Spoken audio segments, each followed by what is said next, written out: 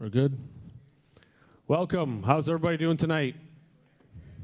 Yeah, beautiful. Welcome, everybody, to Seneca. We're just going to kick it off now. I think we have found the one missing link to this whole process, and that was Angelo. He's here. All right, so welcome to PitchitYork. This is our 55th event, which is pretty exciting. And I probably say this line every time, but every time I see that number grow, it gets exciting. So thank you very much for coming and participating. So today we're going to go over a little bit about what we do and how we do it, and then some of the great companies that we'll be pitching today. So just to take a quick scan, here's some of the companies that have pitched. Actually, it's all the companies that have pitched at our events over the last 3.5 years. There's 100+ companies here. I can't remember the exact number, but there's a lot of cool companies that have come through the doors. So since October 2016, we've had 54 shows, 55 today, close to 5,000 attendees, 201 pitches, 28 speakers, 7 workshops, 140 startups, showcase, 100,000 monthly social impressions, and 10,000 email subscribers. So we have been hustling hard to get as deep as we can into the ecosystem to help startups get as much value out of pitching at our events as possible. And that attests to what you guys are here today for. So some of the up-and-coming shows that we have, some of the companies today will be pitching on November 12th at Skip the Line, which is our paid closed pitch event. On November 19th, the top 2 companies that pitch at that event will be pitching at PitchitTOcityhall. And then on November 20th, we will be at PitchItYork, which is Y Space in Markham. So we do tie in quite a bit with the York University, just as we do with Seneca College, and just as we do with Durham College. And then on November 29th, we'll be running at Pitchit ICBE, and some of the companies from Skip the Line will also be pitching at this event as well. And this is with the Iranian community, and it's our 2nd year working with them, and it's at the Toronto Metro Convention Center. So they've allocated for us to come in and be able to provide a showcase for startups in their event.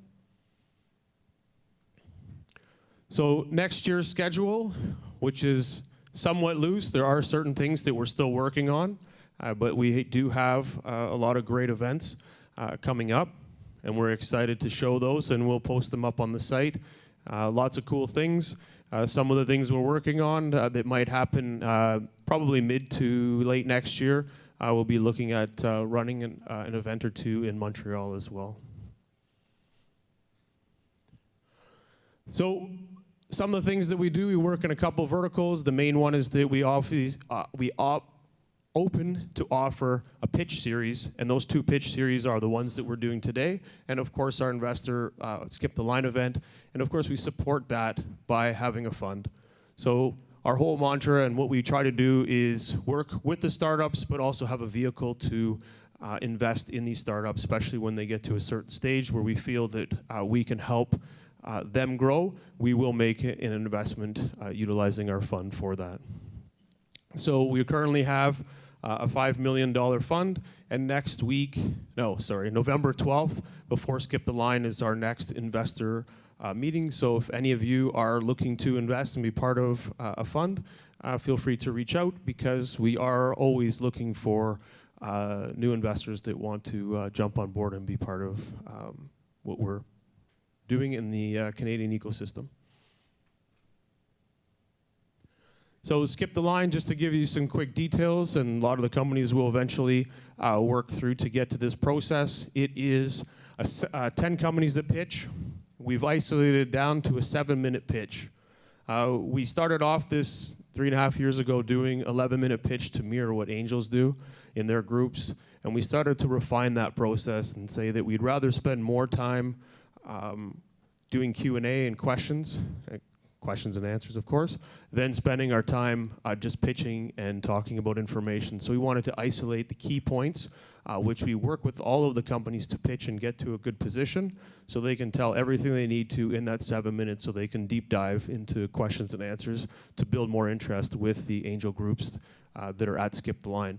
There are a minimum of 5 angel groups that attend, which is the 5 groups that are on the panel. And those vary, but standard, it's usually York, Kritsu, Spark, Maple Leaf, and G10, which is now called Equation, something to that effect. So it's a new build. And again, the whole process for this is about syndication. So how do we move and help startups move quicker through the ecosystem so they can syndicate to these groups and then get in front of their groups to pitch? One of the great things that we have done over the years is we have been part of the Fireside community. How many of you guys know what Fireside is? Well, now today everybody will know what Fireside is. So Fireside is a pitch event. Sorry, that's where we run our pitch event. It is a weekend getaway for startups, angel investors, VCs, and business people alike. Spend the weekend in Bancroft at a facility that is made for camping.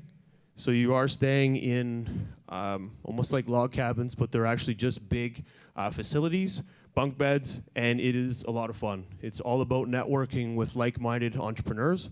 And this year we volunteered at Fireside instead of just attending. And we had not only a great time, but we met a lot of great people that we have met over the years. And the reason why we continue to go back is because it fits the same ecosystem that we look to speak to, which is early stage startups. And it was a lot of fun, a lot of collaboration, and you can't go wrong by spending 3-4 days networking with people that you want to get close to help you build your company. So we work with them on different packages to help you guys get there as well. So we have different vehicles to bring as many people as we can to the function, and it's a great way to build your business.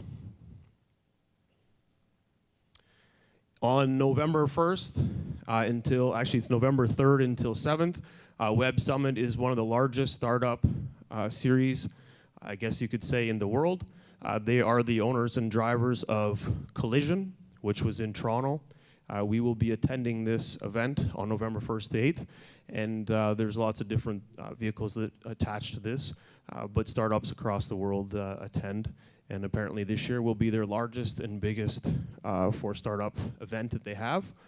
They've already, I believe, sold out, which is pretty exciting. And they'll be driving that into Collision, which will be mid-next year. So those are great spots for startups, again, to benchmark as something to attend or at least prepare for when it comes to Toronto. And why do we do it? Because at the end of the day, in order to be in the space and be part of the ecosystem, you got to drive and jump right into it. So we do everything we can to build what we're doing, and we've got some great things that we're doing with Collision and Web Summit and even Elevate. So we're excited to hopefully have those to announce next year. So we have to always thank our sponsors, and we have obviously our main sponsor, which is Seneca. And they've been huge in helping us with space and allowing us to bring the startups here and also bringing some of their startups from Helix into our events. Global Payments, One Core Media, Bateman McKay, Miller Thompson, System Bind, Flow Water, Mindful Tea, Vibe, Startup York, York Angels, and Heartboot. Let's give them all a hand for being great sponsors as well with Seneca. Please, and thank you. So today we are shifting and doing a little bit of a different structure. And normally we have 3 advisors. And what we decided that we would do is make it more impactful and drive a little bit more outcome for everybody else. So we will have Jeff Champagne and Angelo Del Duca, who are both York Angels and Spark Angel investors. They are both LPs in the Supporters Fund, and they're big supporters of the ecosystem and drivers behind that. So we will have them advise today, so they will provide feedback. 1 minute back to the startup on what they think that they feel they could improve on, connections that they might be able to make, and start that discussion so that after the pitch is done and we go to networking, that you have the opportunity to go and speak with them after to gain a little bit more knowledge and build a new partnership in the space around the angel side. So these guys are very knowledgeable and carry a lot of angel background and invested in lots of different companies, so they're a great experience to have with us. So let's thank them for coming, because they rock.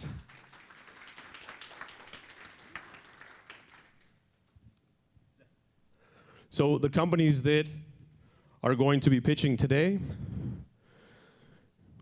bear with me. So we have Single Key, Gifter, TazWiz, Joint App, Cattle Scan, Zip Lunch, and Resonate. So these guys will be coming up, and they will vary between a 5-minute pitch and a 7-minute pitch. And as I mentioned, the 5-minute pitch is because it's an early stage pitch. The 7-minute pitch is that they will be pitching at our next event, which is on the 12th. So let's give them a hand for coming out and being able to get in front of you guys, because that's what they need to get that energy up. So for the team that helps support all of this, we want to give a hand to Laura, Brian. Mike's not here today, but these guys are rock stars for coming out and always supporting what we do and helping us out. So let's give them a hand too, please. And myself, angel investor, multiple regions, fund. You can find me on LinkedIn. All right, thank you.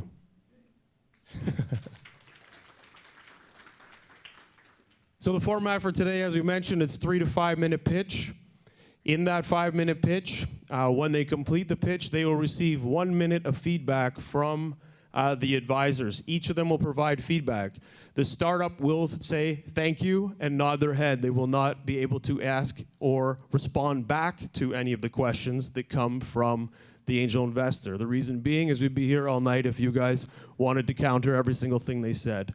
So it is a discussion point to create for next stages. So it is a thank you, on to the next one, thank you, and then we'll do 5 minutes of Q&A from the crowd, and at that point, the startup will be able to talk and answer questions from the crowd, because it's about the crowd, it's about you guys. They will take their time to meet with the angel investors after, but this is a good way for you guys to learn what the crowd thinks of your product and interact with them. So without further ado, let's jump right into it.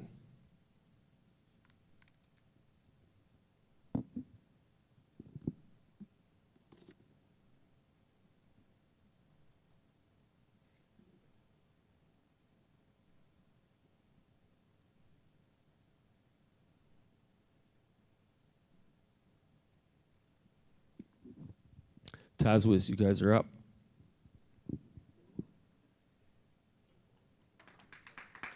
All right, yeah, let's hear it for them.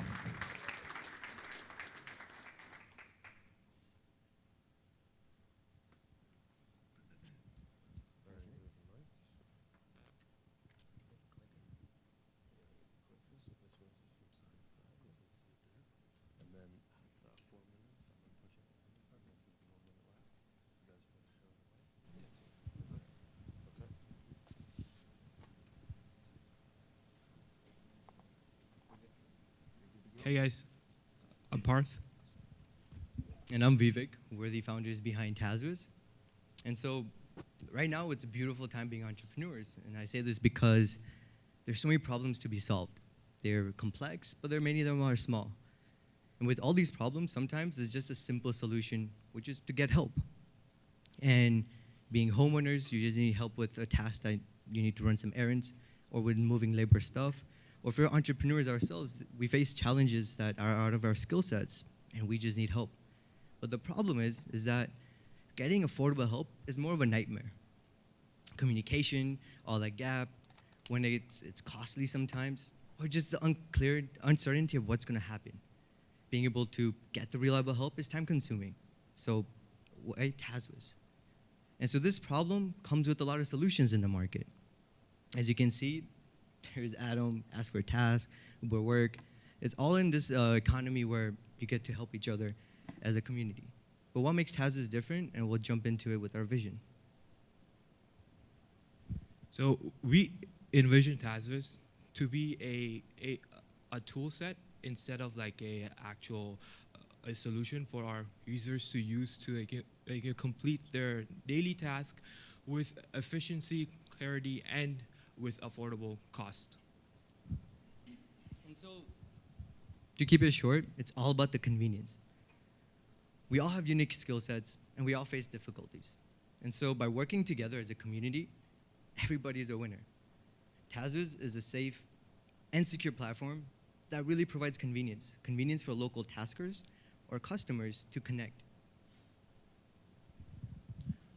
So we have many competitive edges versus our competitors. The first one being we have implemented a way for the customer and a tasker to make sure that they both hold up their ends of the bargain with our promises. And then the ability to actually post a task on TASVIS, it takes maximum 2 to 3 minutes because of our whole process. And we've also implemented a rating system where, after the task is completed, the customer gives a tasker a rating, and the tasker gives the customer a rating. And so being a customer, we have a thing called offer system. After you post your task with your own budget and time, the community, the taskers in your local area are able to really make an offer on the skills that they think they can provide. And so this all goes into posting a service. Being a customer, we all have different skill sets that we can offer. And so not only can you post a task and get your work done, or you could just search up services in your area. And at the best, the portfolio. When you get offers from many people, you get to look at the portfolio and see what the resume is, different tasks they've created, different reviews that they have. And the biggest competitive edge that we have at TASVIS is that we are here for students. We connect you to students in your area to be able to get talented skills sets that's on demand, affordable help, and they're hungry for experience. So not only that, we've also partnered up with different companies to actually make sure that the people on our platform are secure and safe. So companies like a checker to do your background check, then our whole payment system is on Stripe, and also everyone that's on our platform are also insured by Hawksquilt, and all the students, we also do a verification to make sure that they're actually who they are. And so when it comes to the way the process works is that there's a convenience charge that comes with it. Posting a task, making a service, everything is free, even browsing or communicating. We only charge a convenience fee at the end, 10% from customers and 15% from taskers. Another way we make revenue is by verified accounts. This really ensures who they are and what they meant to be, with also offer tokens. And this is our market size in Canada. As you can see, it's pretty massive, and we do have plans to move into America mid next year. Because there's communities everywhere that we can connect for taskers in that. So our progress until now, we entered into Helix last year. We got into our company. We've been into Y Combinator's startup school. We've also raised a pre-seed of like $200K, and we've just recently launched our app, and we're onboarding and we're expanding week over week by 125%. And currently we're in at the middle of raising our seed round of 500,000. And by the end of this year, we're aiming to have our actual mobile application out as well. Of course, behind every startup is a successful team. You can see below. And of course, we have an external team that really helps us with our support. Thank you. Thank you, guys. Perfect. Okay, thank you very much. I'll steal that mic. We had to speed it up a little bit there at the end, but that was good. Angelo, you can jump in. So I've been given the task of providing you with some feedback. And I look forward to doing that. So I'm actually glad to see that you've already embarked on your journey, and having not only secured the 200K in a pre-seed round, that actually makes you much more attractive from my point of view, from an investment point of view, because clearly you have something that it's not just you that think this is a great opportunity, but it's external. So that's a real strong plus on your side. And you're going to that next stage of your journey of growth, and looking at a substantially higher investment opportunity. What I would like to see, and you might want to consider putting in there, is what are you going to use the money for? How long will that take you in terms of your runway? And identify some clear milestones as to accomplishments. Also, I always want to see, you want 500K from Jeff, because he's the guy with the big pockets. And what are you going to give him in return in terms of equity in the company? And also, the valuation is always a point of much negotiation back and forth between investors and the entrepreneurs. Identify your position of strength. Obviously, the more traction you have in terms of revenue generation, the stronger your position will be in providing less equity or giving up less of the company for the money that's being provided. So some of the things to think about, and there's a whole bunch of other things, but we can chat later on. Perfect, thank you. Okay, good job, guys. I've spent 30 years or 35 years, basically my whole career in sales and marketing. So I always have the utmost in respect and admiration for anybody who's willing to get up and do presentations. So from that point of view, I mean, kudos, you guys did a good job. What I'd like to offer is some advice, just sort of building upon what Angelo said. When you have a short period of time, I think what you really want to do is you've got to add, it took me, in all honesty, 3/4 of your presentation to really understand what it was. And I'm not even totally sure, to be honest, I do understand what it is that you're offering and building. So it's an app connecting users and needs. I think you want to get out there when you're going to be doing pitching. You want to get out there and you want to hit a couple of bullets very quickly. You want to be able to dynamically tell people, this is what we are, this is why we're good, this is our product, this is why it's better than what's out there. These, you may or may not want to touch on competitors, so you might want to do a quick comparison and say, you know, a brand that we all know in the market, and here's why we're better than them. You want to touch on whether you're pre-revenue or you've already got sales. As Angelo said, you know, you're pitching to investors. So tell me how I'm usually try to be a little bit nicer version of Kevin O'Leary. Tell me how I'm going to make money, right? That's really, as an investor sitting listening to a lot of pitches over the course of a month, right? There's a lot of companies out there, startup, and I think the saddest thing is when a company gets up there and have a great product and we miss it. And I've missed a couple of home runs simply because either A, I wasn't smart enough to totally pick up on what they were doing, or in the initial presentation, I missed what they had and I passed on them. So as an investor, I don't want to pass on the next home run. So try in your 5 minutes, try and hit the key points. Here's our product. Here's why it's better. Here's how, you know, we're going to grow the company. You know, how are we going to market it? How are we going to grow it? Here's how much money we need. Here's what we're going to do with it. Here's how you're going to make money. And then lastly, what angel investors want to know is how are we going to get our exit, right? You know, we want to be able to make our money and get out and support it. Is it something along the lines of a convertible note? Are you looking for shares? Are you just looking for a loan? There's a million different ways angel investors can help. So if you just want to maybe try and come up with 5 or 6 points in your presentation and try and spend maybe 1 minute on each of those key points. And remember, you're going to cover off, I think, everything the angel investor wants to know. Product, marketing, competition, sales, plans, you got it. What are you going to do and why you're better? Like, differentiate yourself right out there. Like, really, here's why we're good. Here's what we're going to offer. Here's how we're going to make it better. But like I say, great start, great presentation.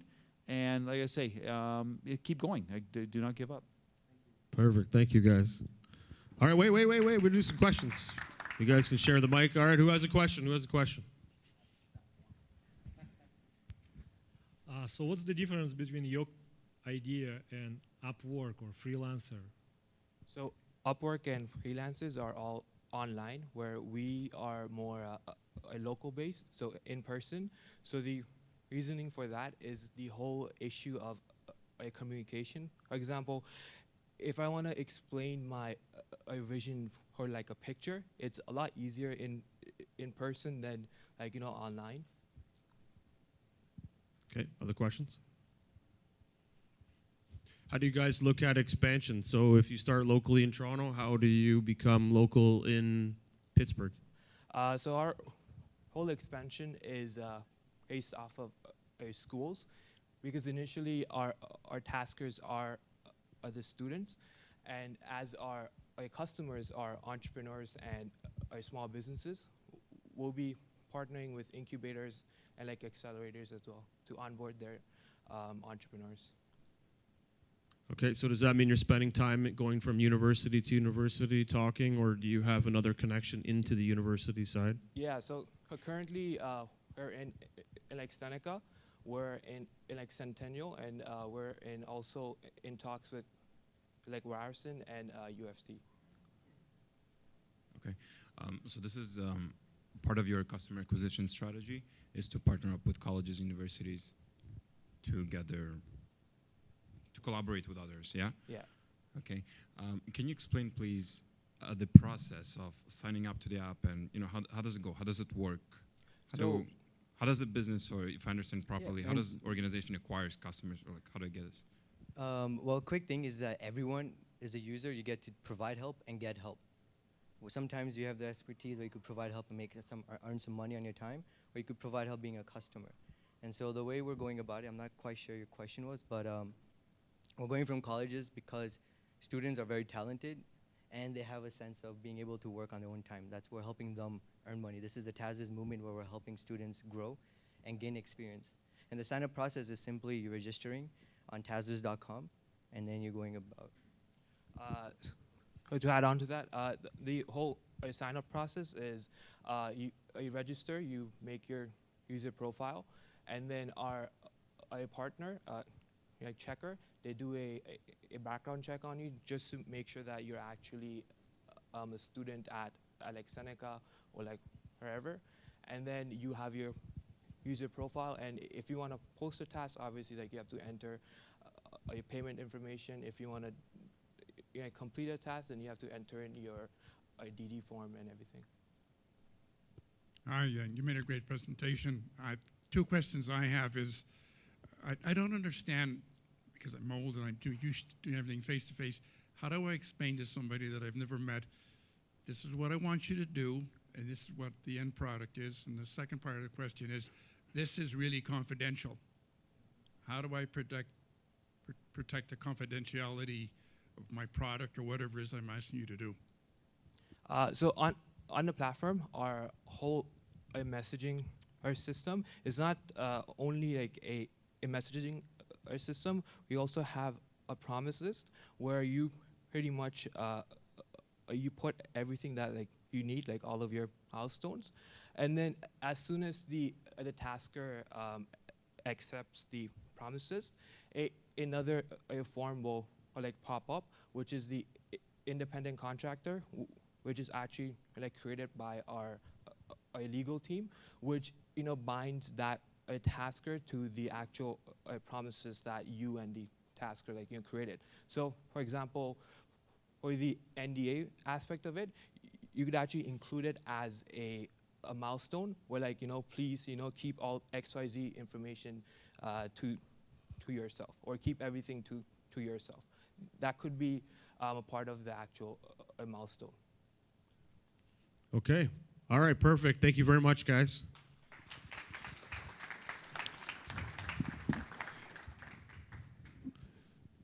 Single key.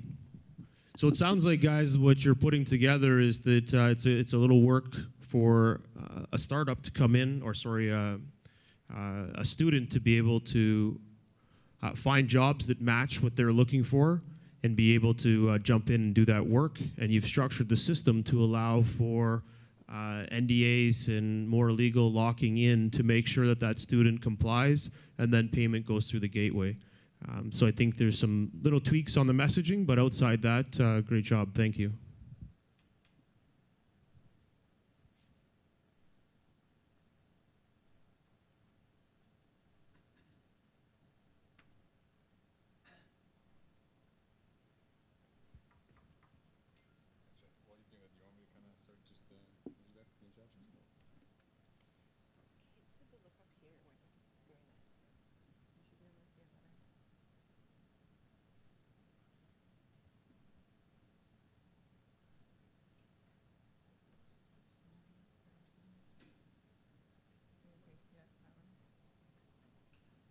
Sorry, everything's so tiny on this laptop.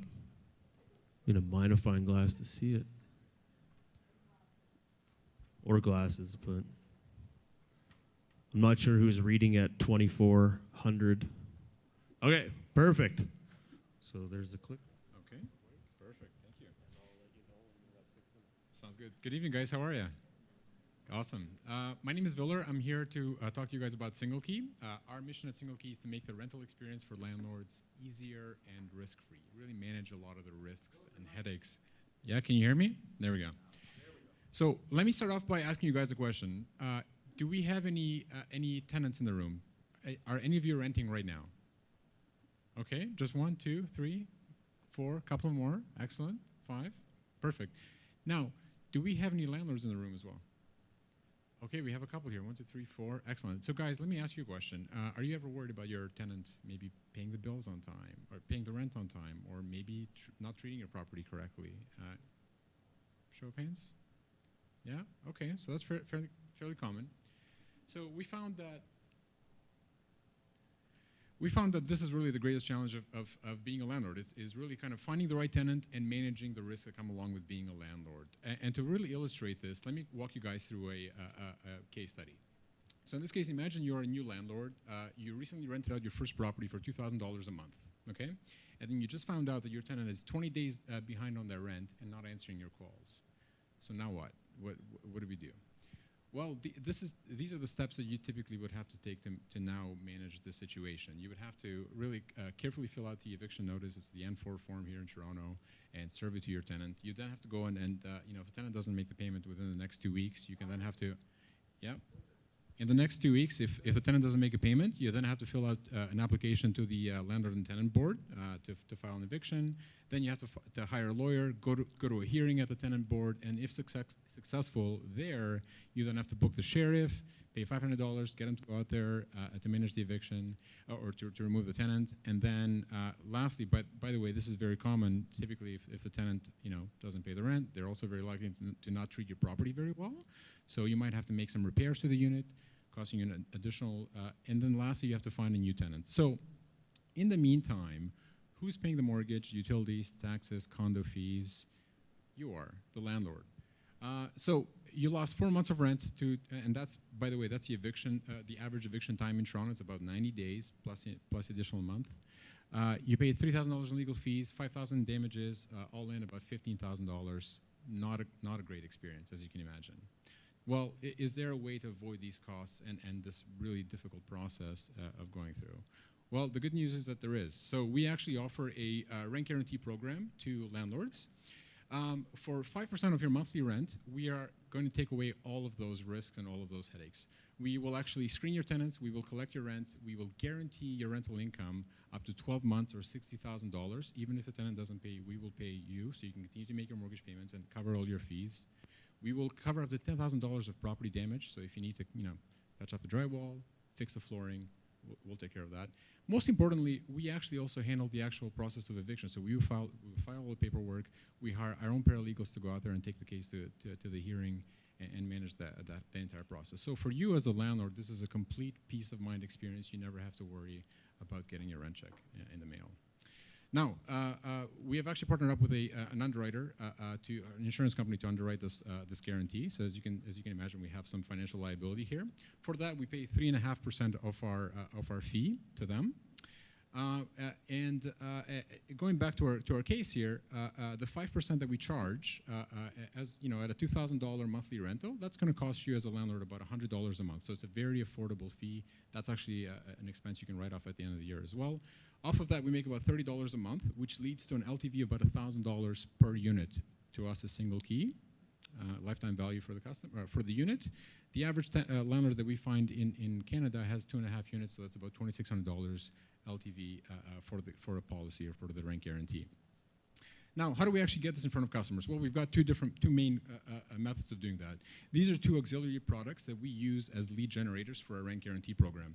One is the tenant background check. This is for $25. You can come to our website and buy a background check that includes an Equifax report, tenant background check, and a social media scan on your tenant to make sure that you pick the best, most qualified tenant for your property. This is a fully automated process. We are able to get consent. The landlord is able to invite the tenant to fill out an application form, and then within 24 hours, we get back to them with a report. The awesome thing about this is that we can sell it online through Google search ads. Anytime someone goes online and searches tenant credit check, tenant background check, we pop up. We sell about 10 of these per day, or about 200 per month. And the best thing about this is that these are the landlords that we talk to then upsell to our rent guarantee program. So we're seeing a 20% conversion rate to the rent guarantee program. Our B2B tool is a rental platform. This is a time-saving tool that we offer realtors for free to save them time when they're renting out a property. They actually, they love, some of the features that are shown here will actually save them time, from posting units to Kijiji, doing online tenant applications, background checks, auto lease, and then obviously the hope here is to get them to upsell to the rent guarantee program so they can refer clients to us in order to protect their clients. Quick look at the market. It's a $50 billion market. At a 5% market share, this could grow to $72 million revenue only in Canada.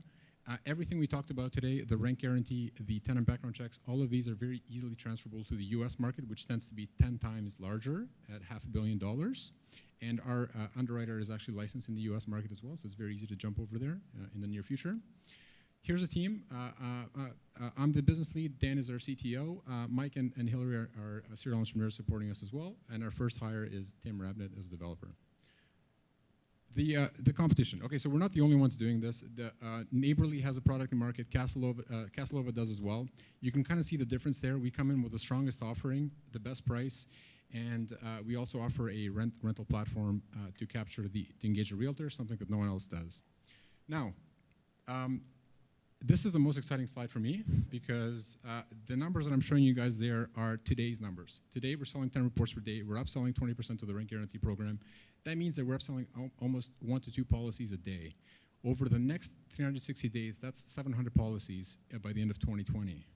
And I've applied a very conservative 7% month-over-month growth to hit those numbers. So this results in a $1.6 million revenue in year 2 and $4 million in year 3. To hit these numbers, we need $500,000 to get us going, and this is how we will spend it. Thanks for your time, and let me know if you have any questions.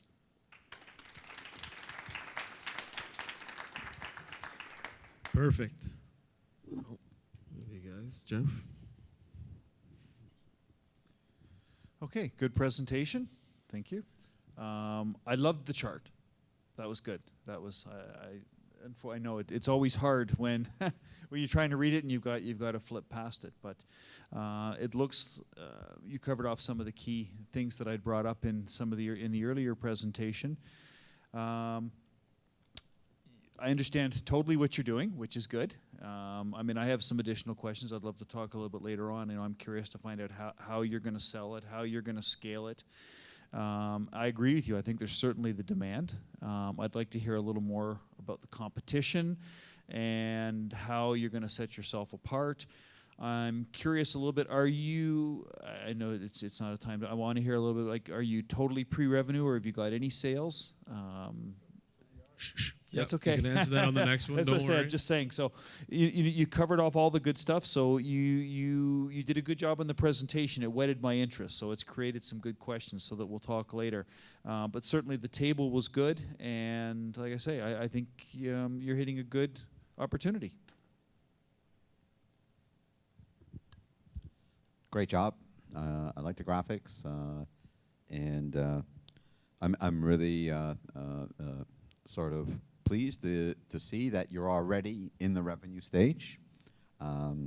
So even though you couldn't answer the question, your ask and also your target is what I like to see. So I want 500,000.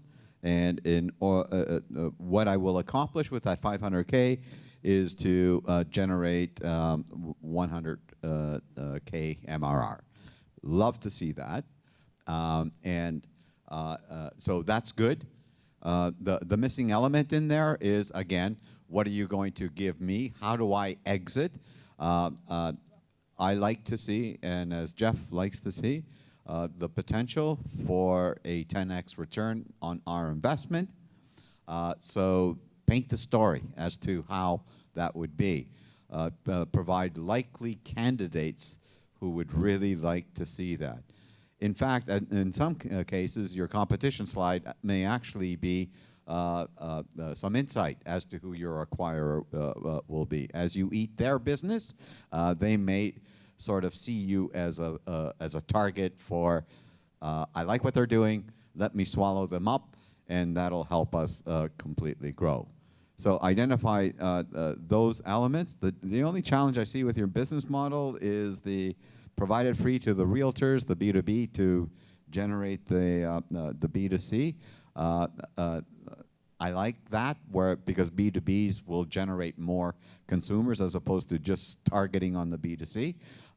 But I also would like to see some revenue gen within the B2B. So. Perfect. Thank you very much. Just to start the questions, are you focusing on the Canadian Ontario market, or are you looking to expand outside of the market to perhaps areas that may require this, maybe smaller cities versus large? What kind of demographic fits what you're trying to do? Yeah, great question. So currently we're actually selling our background check reports Canada-wide. For the rent guarantee program, we're currently only selling it in every province except for Quebec. And we are going to be starting some tests in the US market by the end of this year as well, to kind of test out in a few select states to test out the uptake in those places. Very good presentation. My question is, you're looking for this seed round of 500,000. It'd be good to know as an investor how much you guys, skin in the game, you guys are putting in. Yeah. So obviously investors are looking for 10x in so many years and stuff like that. Mm-hmm. But to minimize the investor's risk, one thing I would like to see is how many people or companies or landlords are in your pipeline. Right. So you're off to the races right away. Yeah, thanks for the feedback. And I can answer that as well. I mean, I think we've raised about $200,000 between bootstrapping and grants so far, and that's rising. And in terms of pipeline, we've got 400 customers. We launched the background check product in market in August, early August, so it's been almost 3 months now. We've acquired about 400 customers, and that we're now working to upsell through our pipeline to the rent guarantee program.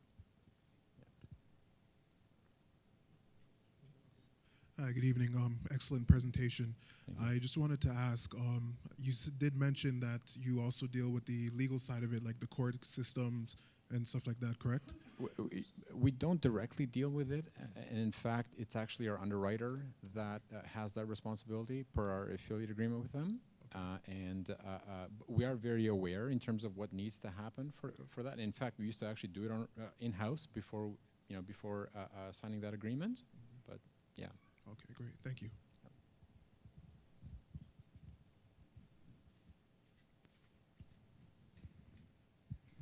Sorry, I was just wondering is it contract based?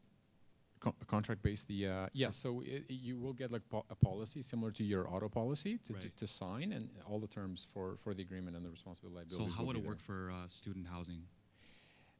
For student housing, so and that's actually a good question. So the only kind of like caveat we have in place, we're able to guarantee pretty much any type of applicant or any tenant.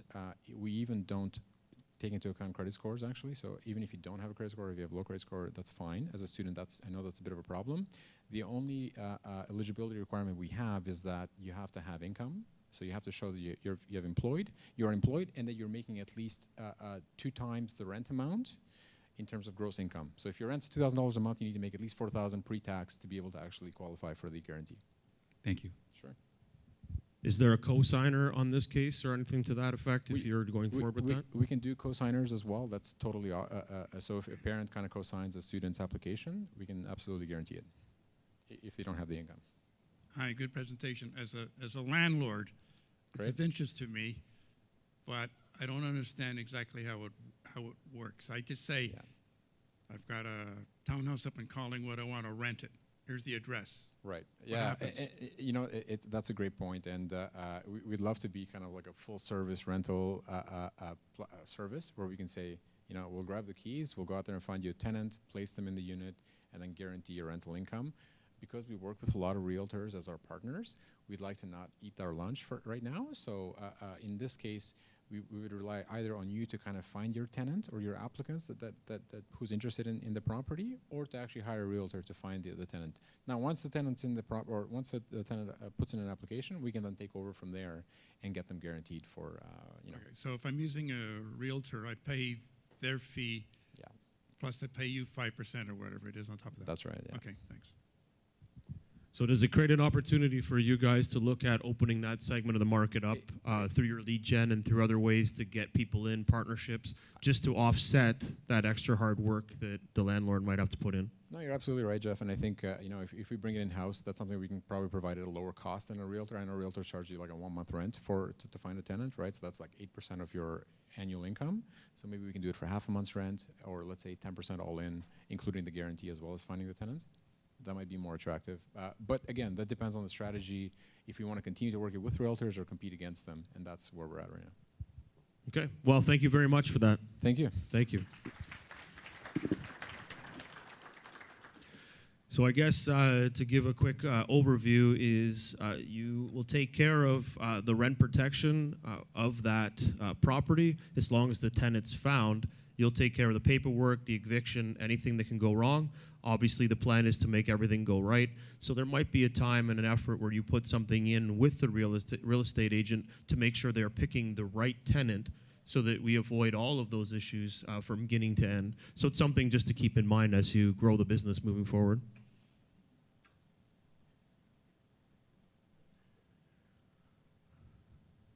Okay, Gifter, you're up.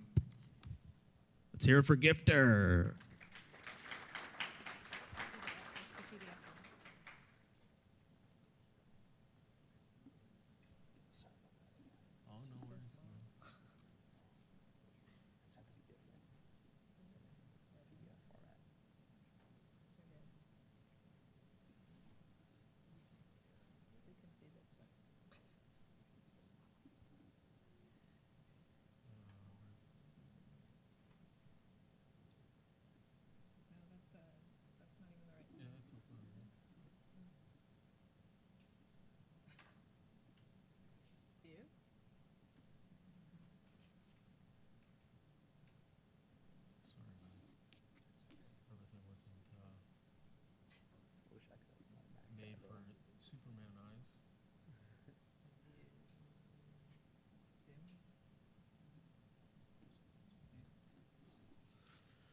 Perfect.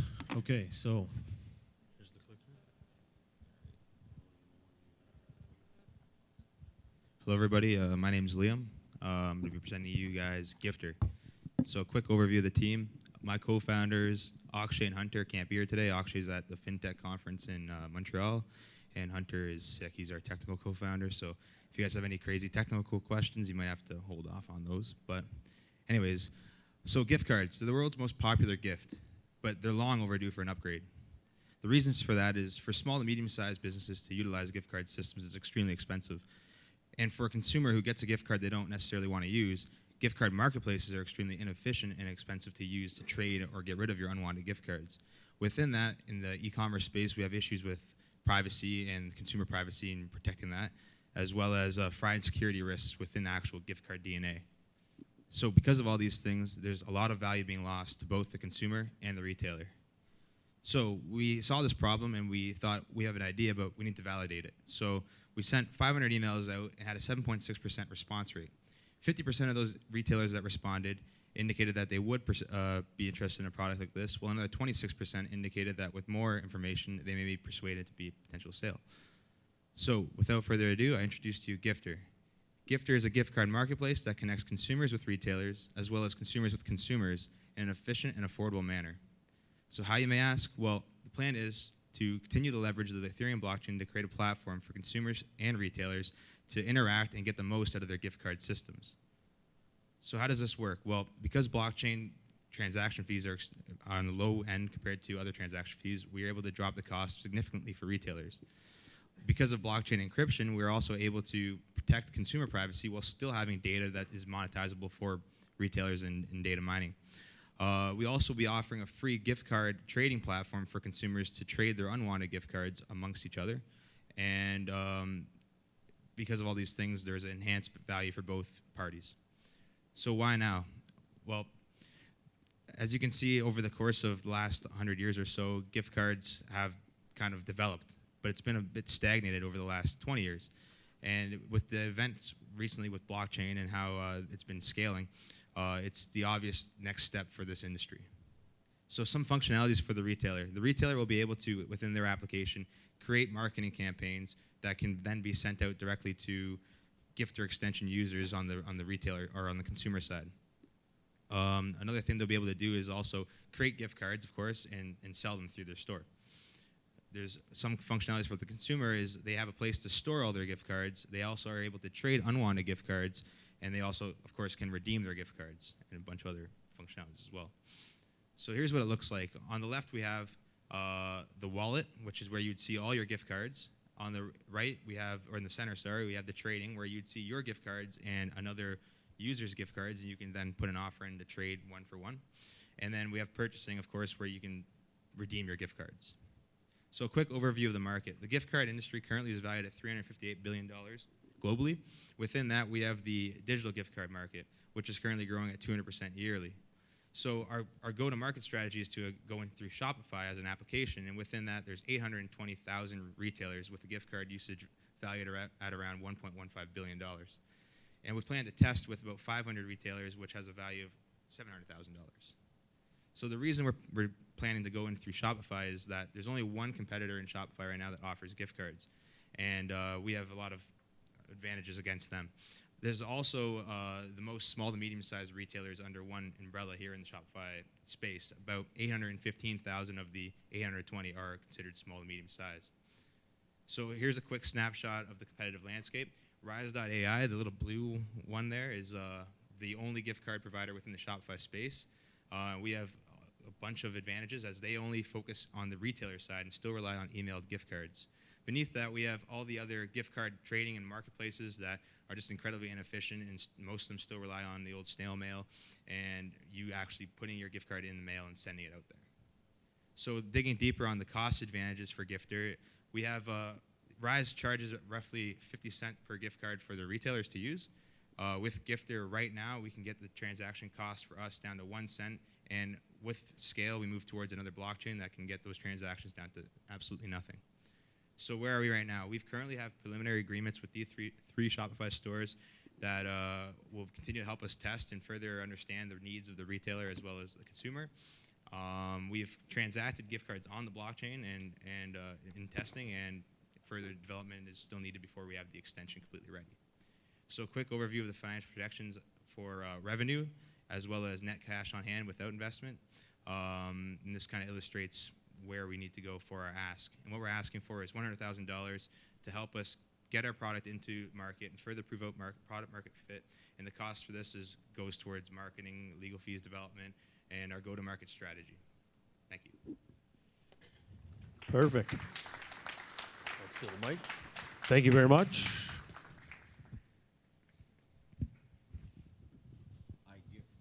You gift to me? For what, 50 cents? Okay. All right, good presentation. So I always like it when I understand exactly what the pitch is, so that's good. Don't have to think about it too hard. It was a good chart, so you gave a very clear indication that, you know, there's competitors that are out there. I'm a little concerned about the scalability, simply because the amount of money you're going to make, and maybe I didn't fully understand it, so we can talk later again about how. I kept thinking to myself, okay, how are they going to make money? How are they going to make money? So I'd like to see just a little more about, you know, how many transactions. The whole concept is cool, because you're right. I think there's a whole lot of unused and lost and unwanted gift cards. So I certainly like the market part of it. Your market revenue projection curve was a little steep, so I'd be curious to hear a few more details. I think too many companies, when they make their pitches, do that. So if you're going to make I would suggest if you're going to make a very aggressive growth projection like that, you might want to back it up as to, here's how we're going to start, but then all of a sudden in year 4, if our sales are going to triple, you know, this is why it's going to happen. I would like to see potentially a little more about how you're going to differentiate yourself from your competition. Who, again, you know, Angelo and I don't want to keep saying the same things over and over, but, you know, what's the exit strategy? So far among the 3 companies, we haven't really seen any talk, and maybe it's too early. Maybe you guys haven't got to that point, but again, about terms. You know, are you looking for loans? Are you looking for convertible debentures? Are you looking for equity? Or, you know, maybe you should at the very least spend 30 seconds talking on that at the end of your presentation, letting investors know that the options are there for anything, that you're open to any, you know, sort of different terms on it. But I like the idea that you're doing a market test. That's good. So it sounds like really, I think you may be a little early for angel investors because you are so pre-revenue and testing it, but not necessarily. But again, a good pitch, good product. So I'm looking forward to hearing some more. So good job. I liked what I heard. There are some, particularly using blockchain and providing that secured transaction. I think that I get it. Makes sense. But to build on what Jeff was talking about, I'm really focused on not only identifying your key differentiation, but how much runway will that differentiation get you? You may be doing a wonderful job at providing the missionary work in teaching your competitors this is the way you got to do it. So what prevents them from replicating your model? So that's the key thing. It's not just we're different, it's how to prevent others from copying what you're doing and then using that knowledge and overtaking you without compensating you. So you want to look at that. The ask of 100K, again, what do I get in return for that? But I understand you're at early stage. You really are looking at identifying how much is that marketplace willing to pay for a solution like this, and doing a beta and a trial is a prudent approach. As an investor, I want to see you do that before I actually disperse funds. Having said that, if you can demonstrate to me that there is a potential here, or the potential to grow quite quickly, I may want to take a risk at funding that very early stage to get a better gauge of the revenues. So in the ask, what I would recommend that you do, you identified many elements that you need to undertake for this 100K. It would be good to sort of have it what percentages of that 100K would go to each of the individual items. And just of advice, if the product development represents around 80% of that ask, chances are you're way too early for us, right? We like to see our money coming in to fuel growth. And we're flexible on how you define the growth fuel, but that's where we really play in. Okay, perfect. Mike, one question that would be of interest for myself is with the investment going into the gift cards, is this a play more for the business or for the consumer? And what I mean by that is a lot of companies, when they take the liability against the gift card, they don't write off 100% of the gift card that's going to be used. It's roughly 60 to 70% because they actually want 40% to get not used, so those dollars go back into their coffers as extra value. So how are you pitching this back to the business to ensure that they're maximizing their value and the consumer is really the winners here? Yeah, so with the Card Act that was in 2009, from my understanding of it, the gift cards have a 5-year, basically 5-year expiry. So within that 5 years, they need to be basically spent. Until that's done, they stay on as liabilities on their balance sheet. What basically happens though is allowing these gift card value to come back is 6% of the time a gift card's spent. It's more than what the value of the gift card was actually valued at. So it's driving more revenue to the retailers by having that money come back. It seems more of an accounting kind of play to do it that way, but to have that money actually come back is more valuable. Hi, just a quick question. Maybe I missed it, but I didn't understand your revenue model for your business. Where do you make the money and how does that work? Yeah, so it's a subscription-based model. I kind of messed up and skipped that part. So basically, this is us compared to Rise. We offer a freemium model because we were able to do that with blockchain where we have the transaction fees so low. Basically, we just offer more services as well as at a lower price than the competition. Perfect. Any other questions? Oh, here we go. Hey, good job. Can you explain a little bit more about how you're integrating blockchain with regular transactions, like gift card transactions? Sure. So there's no creation of a cryptocurrency or any tokenization, like in that sense. What's happening is the actual transactions being recorded on the blockchain, and the value is still going through the Shopify gateway. So say you purchase a gift card with your credit card on Shopify, that gift card's then put digitized on the blockchain, so securely in your repository, but there's no value in that gift card with like a cryptocurrency or anything like that. We're using blockchain at the fundamental, totally different use case, basically. It was a good presentation. Just following up on a comment Jeffrey made about a retailer. I sell a $100 card. I'm hoping only 60 of that will be used, and the other 40 will just magically disappear, and I'll never have to cash in it. But as a consumer, and maybe you can help me, what I don't like about gift cards is I've got $1.23 left on my card.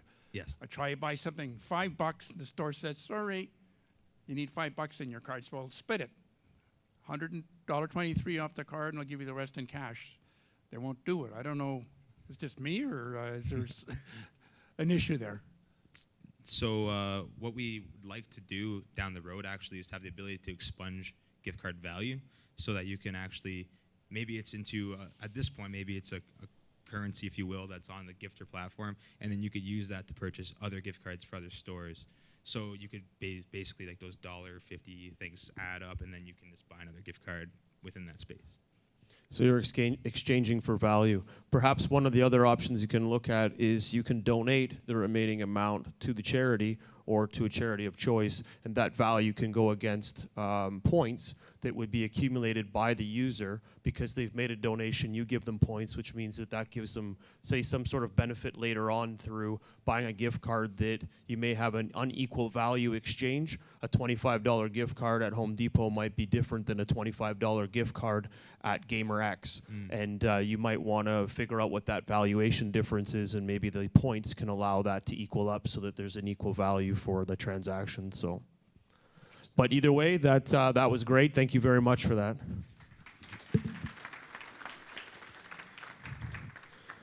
So just to summarize, I think one of the things you might want to look at is adding in a little bit more detail around the ask.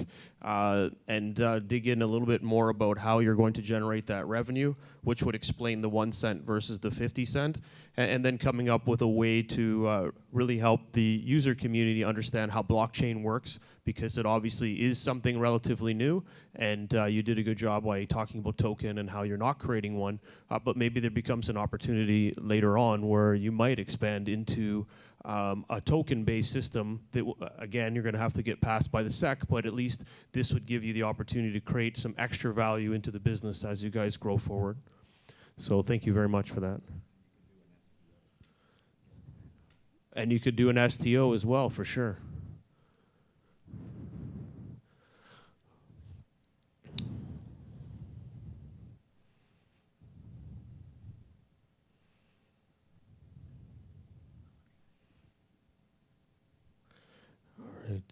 Joint app.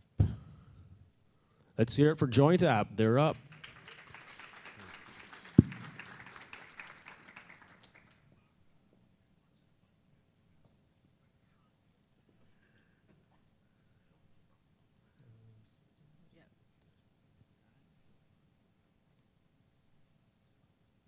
Need the world's biggest magnifying glass. Oh, perfect. All right. The mic. Here's the clicker. So you're going to hit that button. I have 4 minutes. I'll let you know. All right, perfect. You're up. Hi, my name is Kushi Kaur, and I'm the founder and the CEO of the Joint app, where we're digitizing immigration by building the digital infrastructure required for modern global immigration. And it started when my cousin first came from India as an international student to live with us, and within her first few months of her arrival here, she had already faced numerous permit concerns. But by the end of her second year here, she had moved from Ontario to Calgary in pursuit of her permanent residency. It shouldn't have been like that because of lack of information. And that is why we interviewed hundreds of international students within colleges and universities, and what they told us is that the immigration experience for them isn't just broken, it's virtually non-existent. This is because they have two systematic problems that are putting them at risk. One is being able to obtain that permit information on time, and then when they aren't able to find the information on time, they end up going to advisors who turn out to be bad advisors, costing them 40 times as much as what a good advisor would cost. This is extremely important because the current process looks like this for them. $100 million is being spent by them by going to lawyers and advisors, or they go to the Government of Canada's website, which is highly complex. And what this means is it's turning the international students, putting them at risk for deportation. And that is why we developed the Joint app. This application helps international students get on-time permit information at hand at critical times, as well as get connected to vetted and transparent lawyers and advisors. This is important because we offer price transparency, as well as to save thousands of dollars for those students, as well as time. And this is how the process works. Students simply download our application for free. Our technology then personalizes that experience for them. And once they're ready, they can then connect with lawyers and advisors. A case study is Meet, where she was able to utilize the tools that we have on our application here today and go from study permit to work permit, and now with permanent residency, she's a manager at Pizza Hut, who is also now an advisor with us today. Currently, just like her, there are 500,000 international students in Canada, and their economic impact is $48 billion. And what sets our company apart within this industry is that we're driven by data, and not only that, we offer encryption and security for these international students from our app. Our revenue model looks like this. We're a subscription-based model for lawyers and advisors, as well as a freemium model for the students. Our go-to-market strategy is quite simple and holistic. By accessing community outreach, as well as social media campaigns, as well as business sponsorships, we can expect 50,000 user downloads just here in Ontario. The same strategy will be used to acquire lawyers and advisors in Ontario as well. But with an investment, what it lets us do is turn our application and use the technology that we had as a beachhead to attract users. And once those users are there, we'll then sell the access to those users with companies and partnerships. By year 2, we can expect $300,000, which will be our break-even point.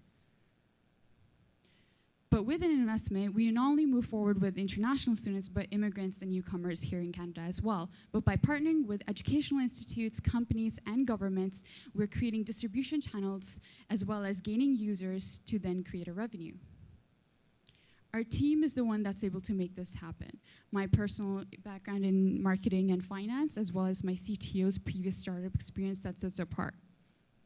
But my previous experience as a second founder and my international exposure as well helps us align and understand political atmosphere as it's changing. Our ask is that we would like $137,000, where 88% of it will help take our MVP to version 1 to then attract businesses to sell them that access. Currently, we have bootstrapped the company myself, and that is where we're turning the confidence for these international students into their self-worth. Thank you. Perfect. Let's steal the mic off you. Thank you very much. That was good. Angelo?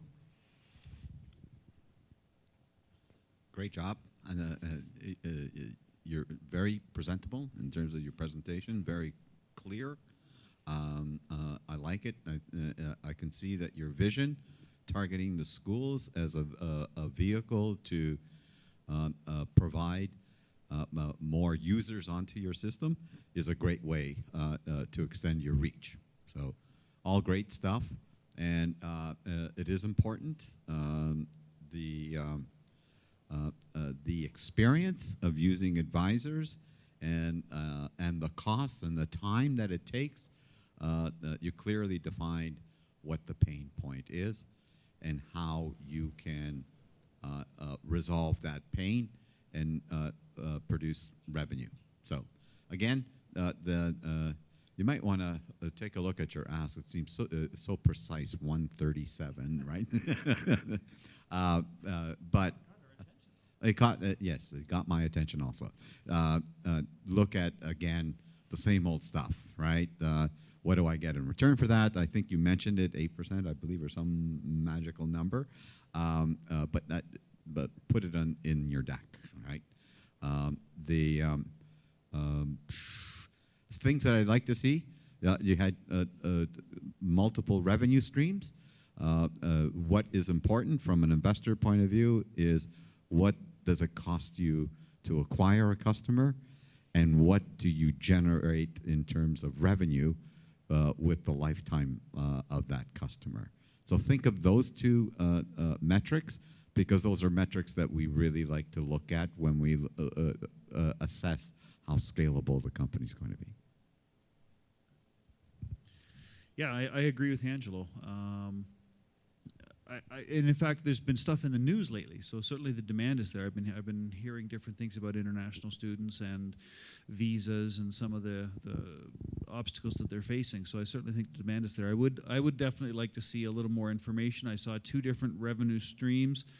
I'd like to hear a little more information about competition. You know, there was really nothing mentioned about, you know, who else is doing this, and again, from a sales perspective, how are you going to, you know, I think you're targeting the right end users by going after, the students themselves, but you want to go after immigration lawyers and these sort of things. So I'd be curious how you're going to do that, how you're going to do that sales. I think I would be careful with the government, simply because I think they probably think they're doing a very good job. So if you think they're just going to all of a sudden step up and help you, I think you might be surprised that they're probably going to be more of a hindrance. So I think you're probably going to have to take an approach around the government. They don't like to be told that you've got a better mousetrap than they do. Other than that, I agreed with Angelo. I'm not sure you'd want to continue to do such a specific, you know, usually it's 100,000 or 200,000. 137 is quite specific, so I'd be curious about that. I'm also curious a little bit about your IP protection. You know, are you going to trademark? Like, what is your real technology? What is it that's going to stop? Again, something angel investors want to see. We're always very afraid that if somebody comes out with a great idea, brings it to marketplace, uses basically yours and our money to get started, and then all of a sudden somebody comes along takes your idea, because it's always easier to take an idea and make it better than it is to come up with a brand new idea.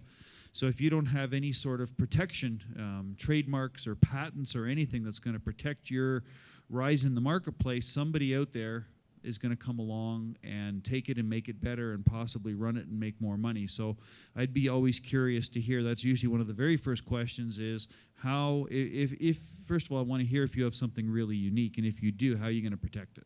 But like I say, certainly, I think the interest is there. I know you're in the very early stages. Keep going with it. I just be wary of the government. That's all. Perfect. Thank you very much. So.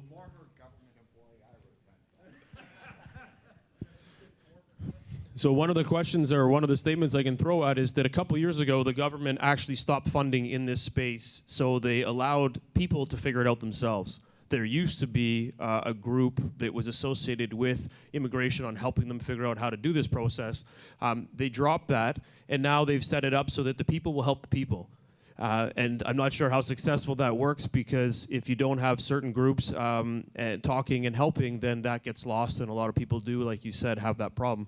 So how do you take that problem now and focus it on getting that really moving in Canada, but also going to the bigger market, which is the US? Is that something that you're looking at? And does that give you a better overview of the whole size of market? That's a great input. So US and Australia as well, they're one of the leading international student markets, even more before Canada. But the world is looking at Canada right now and how we're dealing with international students, because there seem to be some sort of attraction that we're doing and some sort of progressiveness. But one of the reasons why we're starting in Ontario and Canada, and just specifically international students here today, is because there's a dire need. If you go to any international student here today and you ask them, hey, what are some challenges that you're facing? They'll be like, I'm facing so many challenges. So by niching down with helping them with permit concerns, we're creating technology that can then be replicated in not only US and understand what's happening in each state of US. And once we are able to make a rock star team here in Ontario, expand nationally, we can then go to US, replicate the technology, then Australia. Very good. Questions?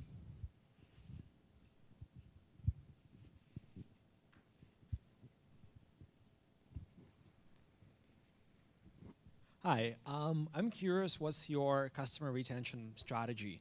How are you guys going to make sure that if Connor gets a permit for a year, after a year of being here, he's actually going to remember about you guys and go and, you know, extend the permit or get a new one or whatever it is? Because from what I know, what happens a lot in the immigrants community is it's the word of mouth, right? Like, you know someone who went somewhere, who knows a lawyer, and so you would trust that person rather than going online. So how are you guys going to... So we have a rating-based system where each vetted lawyer is not only vetted by us, but by the students consistently as well. And it's it becomes a community platform from them. So we're already taking the community that's out there, but we're turning it on digitally, but we're also lessening their risk. So they're not going to a bad advisor just because their friend tells them, because they're still going to that bad advisor. That's one part of your question. Second is the retention rate. So the way we've included the application is through my understanding of how marketing works and my understanding of design and user experience. We've created technology that gives them on-time updates. So the typical immigration experience lasts from 1 to 5 years. But our tools that we've integrated within our MVP also helps them get some sort of skills, some knowledge, to then after the immigration PR process, they're still on to us because we become that point of access for information. So that's a challenge we'll be taking on after we've got an investment and helping them throughout that funneling. Perfect. Another question? Can you give us a little explanation more on how you generate your revenue with the structure that's set up? So how much do you take from the overall process, and what's involved in that overall process? Is it 1 week, 1 month, and while your product's giving updates, how much attention does that person need to put into it? So since every year there's brand new 500,000 international students coming in Canada today, they will start freshly as a study permit within our application. But they can also start once they're about to graduate or have their work permit, now they're working. So there's at any point of time, they can come utilize our app, and it is beneficial to them. And I think the second question that you asked is the revenue model that we're working on right now. Since I bootstrapped the company myself in order to generate revenue, we have a subscription model for these lawyers. And in order for me to save time instead of going to this immigration firm consistently, we've created a funneling system online digitally. So where they apply, we review, we contact them, and boom, they're listed. And so it's a $650 subscription cost right off the bat. But we want to move away from this revenue model with an investment because it can get capped within Ontario. We can't get everyone, but once we do make that money, $1.2 million, we still want to become a $1 billion company. And so that's where the investment comes in. So does that create other add-on services that you would plug into the product to help the student? So correct. So we will then be focusing on a premium model. So being able to target those 500,000 students nationally, but then move from Canada to US and Australia as well. And when are you guys 100% kicking into gear and live and ready to go? Currently with our beta, since we have 600 users, we can project in 3 months that we'll go public within the Android. Awesome. Thank you very much.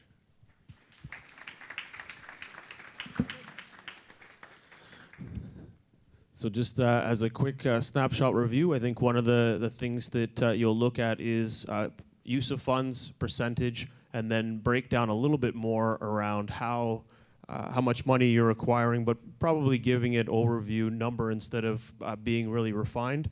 Finding out what that top level dollar would be helpful, and then how you're going to convert it. And I think maybe giving more explanation on how those revenues are going to be generated so that people can see that you're not going to be capped, but that this can really explode into other markets, as you mentioned with Australia and the United States. I think that'll give people a better understanding of not only the size of problem, but where the expansion can occur next. So thank you.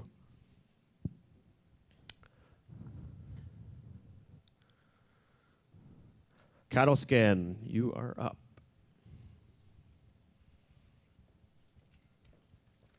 Thank you. Welcome. Yes, yes. Big round, big round.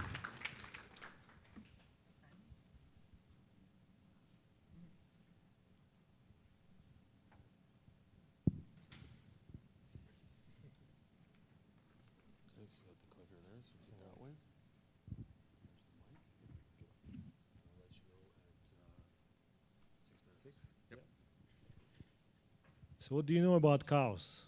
What do you know about milking cows? An average milking cow produces around 30 liters of milk a day, or 9,000 liters a lactation period. An average, a cow good for 4 to 6 lactations period in a farm, that's the peak of productivity. And if the cow is getting sick, so the cow is losing 25 to 30% of milk production till the end of the cycle. And if the cow is getting sick, we also, sometimes farmers has to use antibiotics, which actually makes the whole issue is more dramatic, because after the antibiotics, the farmer has to withdraw milk product from 5 to 30 days, which is around 10 to 15% of the production of milk for that lactation period for the cow. So what can we do to actually help our farmers to make production more stable, to be more financially sustainable, and how to predict the cow's sickness on an early stage? Hello, my name is Dennis Tokarev, and I'm the founder of a cattle scan, the livestock health monitoring system. So I was trying to bring the cow here to explain how it works, but the downstairs security did not allow me to do that. So I will try to explain you what we have. So we have a little bit of a technology like IoT, Internet of Things. We have a small device with lots of sensors inside that sits inside the cow's rumen, one of the compartments of 4 cow stomachs. It sits there for 5 years and sends signal every 15 minutes about what's going on with the cow. We receive all this data in our web-based platform and use artificial intelligence machine learning algorithm to understand what the patterns we are looking for, and we can actually believe that we can identify a sick cow 3 to 4 days before farmers can see the cow is getting sick. In addition to that, our system allows us to understand and send alerts to farmers when it's time to calving and when it's time to breed the cow. Those are two major events in the farm, and if the farmers miss it, the productivity goes down significantly. So the market opportunity is actually great. I mean, absolutely great. So according to academic research at California, the productivity losses due to sickness actually around $200 a cow a year. So given the fact that we have around 10 million cows in North America, Canada, and US, we are dealing with $2 billion issue annually. And the beauty for us, and actually that's our competitive advantage, is that almost 500,000 of the cows we have just right here in Ontario, like 4 hours drive. So and of course there is a competition. So but most of these competitors, they use external devices like collars or pedometers that tracks motions of the cow. And if the cow is not moving enough, so they think that the cow is getting sick. And all of these devices requires maintenance compared to us, where we just put the sensor inside and we forget about it for 5 years. It works without maintenance. So today we have 3 live pilots here in Ontario. We have distributions from 2 different countries that are asking for starting selling our product in US and Canada. And we have academic research with the University of Guelph that using our technology to actually validate some of their research studies. So our goal is to start commercializing in February 2020. And our revenue model is very simple. We have a hardware that we sell. And given the fact that the turnover of animals on an average farm is approximately 20–25%, our hardware sales is a recurring revenue model. In addition to that, we have a subscription 4 years plan where we charge a farmer $15 a cow a year. So our team is we are actually a team of diversified professionals. In the middle, Andrei, he's a PhD in physics, a genius in machine learning and software development.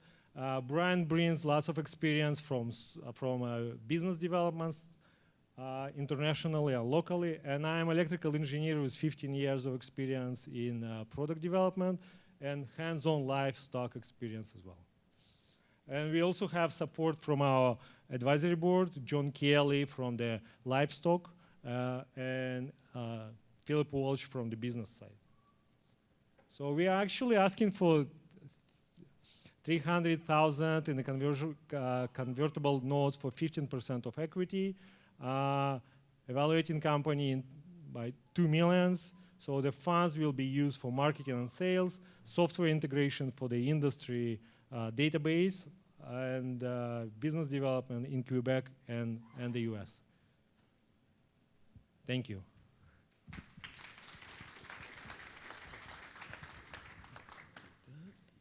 Steal the mic. Perfect. Thank you very much. Jeff, you're up. Okay.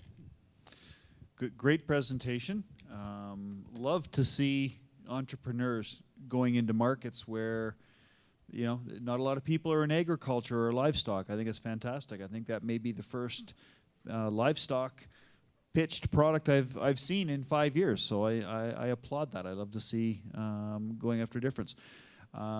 Start with the good. I think it's fantastic what you did with the with basically you presented a term sheet, so you told us exactly how much you wanted for what percent, what you figured your valuation was, and what you were going to offer on a convertible note. So that was perfect. First thing angel investors want to see. I like the fact that you have both a hardware fee and a good, annual recurring revenue per cow. Too many people in a case like this would offer the hardware either for free or next to nothing, just on a monthly recurring revenue. I did the math real quick at 450,000 cows in Ontario. If you were to get every single one of them at $80 hardware and $15 per year, that's going to give you $63 million over 4 years, so basically about $15.5 million a year in revenue. course, you're not going to get every cow. You've got competitors out there. So my first question would be, as an angel investor, is this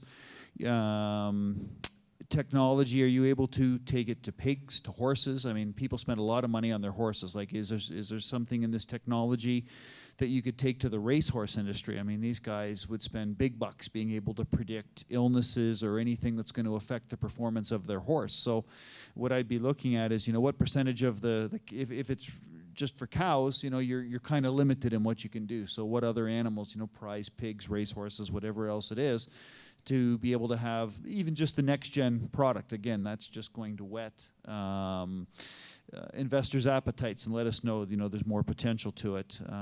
Again, the same question I would ask as the other one. Are you in the process of protecting your IP? This seems like very cool IP. I think you're going to want to be, are there any patents pending, this sort of thing? I know you can't answer that, but these are the type of things that you, if the answer is yes, you really should let the investors know right off, because I saw right away, bing, cool, new market, cool technology, how are you going to protect it? So again, very good. You covered off a lot of the good basics that we want to see right off the bat. So good job. Interestingly enough, I have been involved with cows in the past. So my background is microelectronics, and have been involved with sensors that get embedded under the skin of a livestock to do some monitoring. In that particular case, a magic wand comes close to the device, and then it powers up based on that. So the first question I would have, for a 4 to 5 year lifetime IoT device in a livestock stomach, it's not the most amiable environment for electronics. Is this off-the-shelf components? Is this custom devices? If it's off-the-shelf, what prevents others from using this? Is there software embedded in it? Does it communicate via RF? Because obviously you want to know when the cow is going to potentially be ill in order to gain the benefits of this embedded technology, right? So there are those elements. So I'm intrigued and would like to learn more about those things. And again, as Jeff mentioned, going to investors with a strictly hardware play is a challenge, okay? Investors typically like to see software-based technologies that have the potential of scaling very quickly. But I always look at hardware-based platforms of, does it have a recurring revenue model attached to it? So you've thought about that, and that actually raises my interest level. So I'd like to follow up further with you and see if there's anything that we can do. Perfect. Thank you very much. And I think, Angelo, you should also mention, because you're Italian, you probably had a few cows at home as well. So that's usually typical in the backyard. Oh, sheep. Oh, sorry, man. Sorry, I thought it was cows. One question just to start things off would be, in the current setup that you have with the 3 farms, how many cows and how many data points are you collecting, and what are you finding as great feedback to let everybody know about how the monitoring is coming along? Yeah, so in those 3 farms that we have, we monitor less than 100 cows. We analyze 10 different parameters of each individual cow. Yeah, so the feedback from the farmers is actually, the first feedback is like, is this possible? Yeah, and now they kind of get enjoying it. So are they catching any of the cows that have been sick? Are they pulling them out of the lineup, and is that working as you expected? So we work collaboratively in terms of teaching our machine learning platform on what we are looking for specifically. So in some of the diseases, like ketosis or acidosis, we can catch a little bit early. There are still some challenges that we are still working on, but the whole trajectory is kind of positive. So it's pretty early still, but the machines are learning and you're moving forward. I don't think it's that early, because actually it's those 2 that we can catch. Their major impact gives major impact for the revenue and the profitability of the farms, especially on the dairy and the dairy industry. Good presentation. Unlike Angelo, I don't deal with cows, but what he picked up was that he mentioned that you have a 4 to 5 years the product's good for. Yes. So I noticed in your presentation the cost to the farmer is $200 per year if they get sick on average. Right. The cost of the product for the farmer is $80. Right. It'd be interesting to know what your cost to make the product, as well as for the veterinarian or who's going to insert it in the cow. So if they're losing $200, is paying 80s, does they have to pay $300 to insert it? So, and what is the feedback from the traction with all the farmers you talk to in the acceptance of your idea? Right. So the farmers are usually quite conservative, I would say. They are looking for some early adopters. So that's how we pick up 3 different farms that well influential in the industry and big enough to use our technology and innovative in their mindset to try different things. And they have enough time to work collaboratively with us. In terms of the revenue, there is no cost of application. So the farmer can do it themselves. So it's actually not something new that we put inside the cow, right? There is like hundreds of years of experience where they put a magnet in the stomach just to prevent cow from damaging rumination system by chewing a piece of wire, right? So we build our technology like twice smaller than the magnet, right? So it's quite it's popular to use something that goes inside the cow through the mouth. Yeah. Sorry, did I answer? You had 3 questions. What's the cost? You're charging $80 for your product. Right. What's your cost to produce it? So what's your profit? So we have a cost of production is around $40 a piece. Yeah. It's a shame we couldn't meet earlier before the competition. I would have helped you sneak in the cow. But one thing I was curious about is you said after 5 years, that's a product. Does it dissolve away? How, does it hurt the cow? How does a product interact with the cow after 5 years? So there is no interaction after the product used. After 5 years, it just stays there. It just stops sending signals for us. And usually in a farm, they put, as I mentioned, they put magnet, pretty much like double of the size, and they also put some vitamins, boluses like that. So all this stuff is landed in one of the 4 compartments called reticulum, which is designed by nature to store foreign objects. So it sits there, and there's no impact for the cow's health, right? I'm just curious to know. Of course. You said there's a 5-year limit as to the product being in the cow, but do you differentiate between like cows that are going to slaughter, like that are like for meat, and the cows that are just producing milk? Like, how do you what is your product for, and how do you balance that out? Like, because cows are dying. If they're being slaughtered, then I guess the product would have no use, right? Like, what's the balance between that? Right. So thanks for the question. Although there are cows, but beef and dairy industry are totally different. The processes are different, the lifetime of the animal is different. So we are focusing on dairy cows because they stay longer in the farm, and they are more like an assets for the farmer, rather than beef is more like a product. Okay, perfect. Well, thank you very much for that. That was great. Well, we'll get that question after. Is that cool? So you guys can connect and chat. But thank you very much. That was good.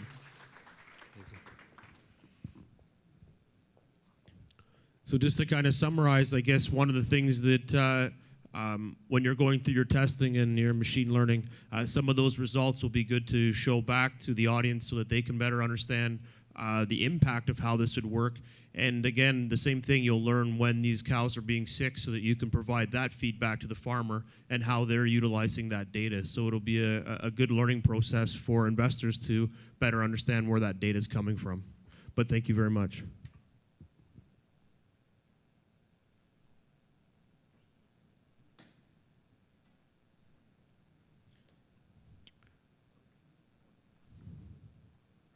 Okay, Zip Lunch, you're up, please. Big hand, let's hear it for him.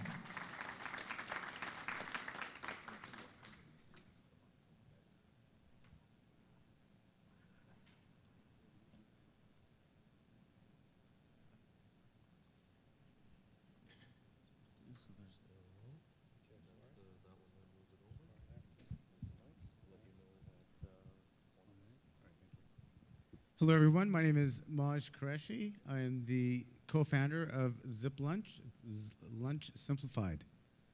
We live in a very fast-paced world where time is one of the most valuable assets for busy office professionals.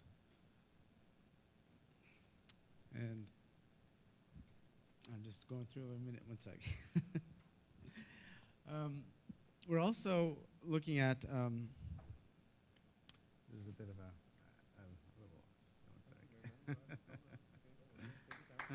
Thank you.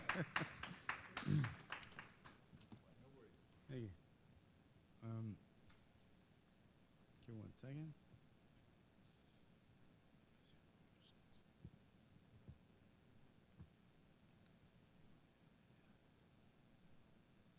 This is like a nightmare come to life. So yeah, we live in a busy world where time is the most valuable commodity for busy office professionals. So the food industry has made shifts to accommodate for this lifestyle change. There's food delivery services that deliver directly to offices and homes. There's food preparation companies that package meals that are curated by chefs that are delivered to your home for busy office professionals to create, to produce at home. And also, there's lunch delivery apps that have endless options of choices to use. Now, every day, hundreds of millions of busy office professionals spend a lot of their valuable time at work trying to decide what to have for lunch. This takes up a lot of their time, and in some cases, due to the choice overload on the existing apps that are in the market, this can take between 5 to 20 minutes of their time. So this takes up their time, energy, and also it costs them money to use these delivery services. At the same time, restaurants are being bombarded by these individual single orders that are coming in by the delivery apps on a regular basis during their busiest hours of the day, usually typically around lunch or dinner time. And they're also realizing that their downtime is being underutilized. At the same time, restaurants are not happy with the current fee structures and the rising costs of these current delivery apps. So what we have actually built is a fantastic solution that's designed specifically for busy office professionals to be used at lunch, called Zip Lunch. And this is how it works. We have an app where we provide 10 curated options from 2 rotating restaurants on a daily basis to busy office professionals. It takes about 2 minutes, it takes about 2 clicks to select what they like, typically under 10 seconds to make that decision. And then the meal arrives to their office space between 12 and 12:30. So let me explain to you a little bit more about how the solution is. This solution is really designed to remove and solve the problem of decision fatigue by simplifying the thought process for busy office professionals. We're doing it by providing them a curated menu, a rotating menu from different restaurants that they can access and select meals from. We're making it very super easy for them to use by having a 2-click process under 10 seconds to select. And really, we're doing this by providing them at takeout prices. So we're really providing them this solution at a very competitive price point, which is the best in the market space. For restaurants, what we're doing is we're actually utilizing their downtime by aggregating a high volume of orders during their downtime, typically between 9:30 and 10:30 in the morning. And this is an opportunity for them to tap into revenues that they typically wouldn't have. And also, by them delivering all the meals at one time to a specific delivery hub within the office, they're actually dramatically reducing the cost that they have with the service. So let me explain to you a little bit how this model works. The customers would see the menu and select their meals based off a certain cutoff time that they'd have every morning. The orders would come through to Zip Lunch, and we would aggregate all the orders, And then at 10:30, we would actually send all the orders to the specific restaurants that are on that day. We take an 18% commission off the orders, and then the restaurants would then make all the meals, the reduced selection of meals, and then transport all those meals to that one specific location to the customers. So it's a very simple model that we have in place. Our restaurant partners actually really love this model because they're actually utilizing their downtime. And our customers love this model because it makes a very simple process for them to select their meal. So currently, we're actually growing at a rate of 35% month over month. We have actually a lot of corporate clients that are signing up on a regular basis, and we're signing up more corporate clients currently. As you can see, we have a nice selection of corporate clients, and there's more to come as well. So the market space, let me talk a little bit about the market space. The market space, it's a global market space of 107 billion that's growing at a rate of 9.9%. In Toronto alone, we're looking at about 740,000 business professionals that have potential of using this particular type of service. So there's a really good potential in growth. There's tremendous growth in the B2B space with the direct relationship with corporations providing meals to their staff. And we're finding that that's a really big market space, and the LTV is 32,000K based off our calculations that we have right now with the current customers. And also, of course, there's the opportunity to service the individual users. With a 35% growth rate month over month, we're looking at a very attractive revenue model for the next 3 years. And we actually are very different from the existing competitors that are in the market space, where we provide a curated menu, no markups, and no delivery fees, compared to every other market in space. So this is a bit about our team. We're well experienced in business space, and we have a fantastic CTO on board, and the business is growing very well. And we're looking to raise 500K in capital. Half of that will go towards marketing for our growth of our business. We're looking to expand by next year to 10 new office buildings. Right now we're in 3. Acquire another 4,000 customers, and reach an MMR of 90,000 a month. Thank you, guys. Perfect. Thank you.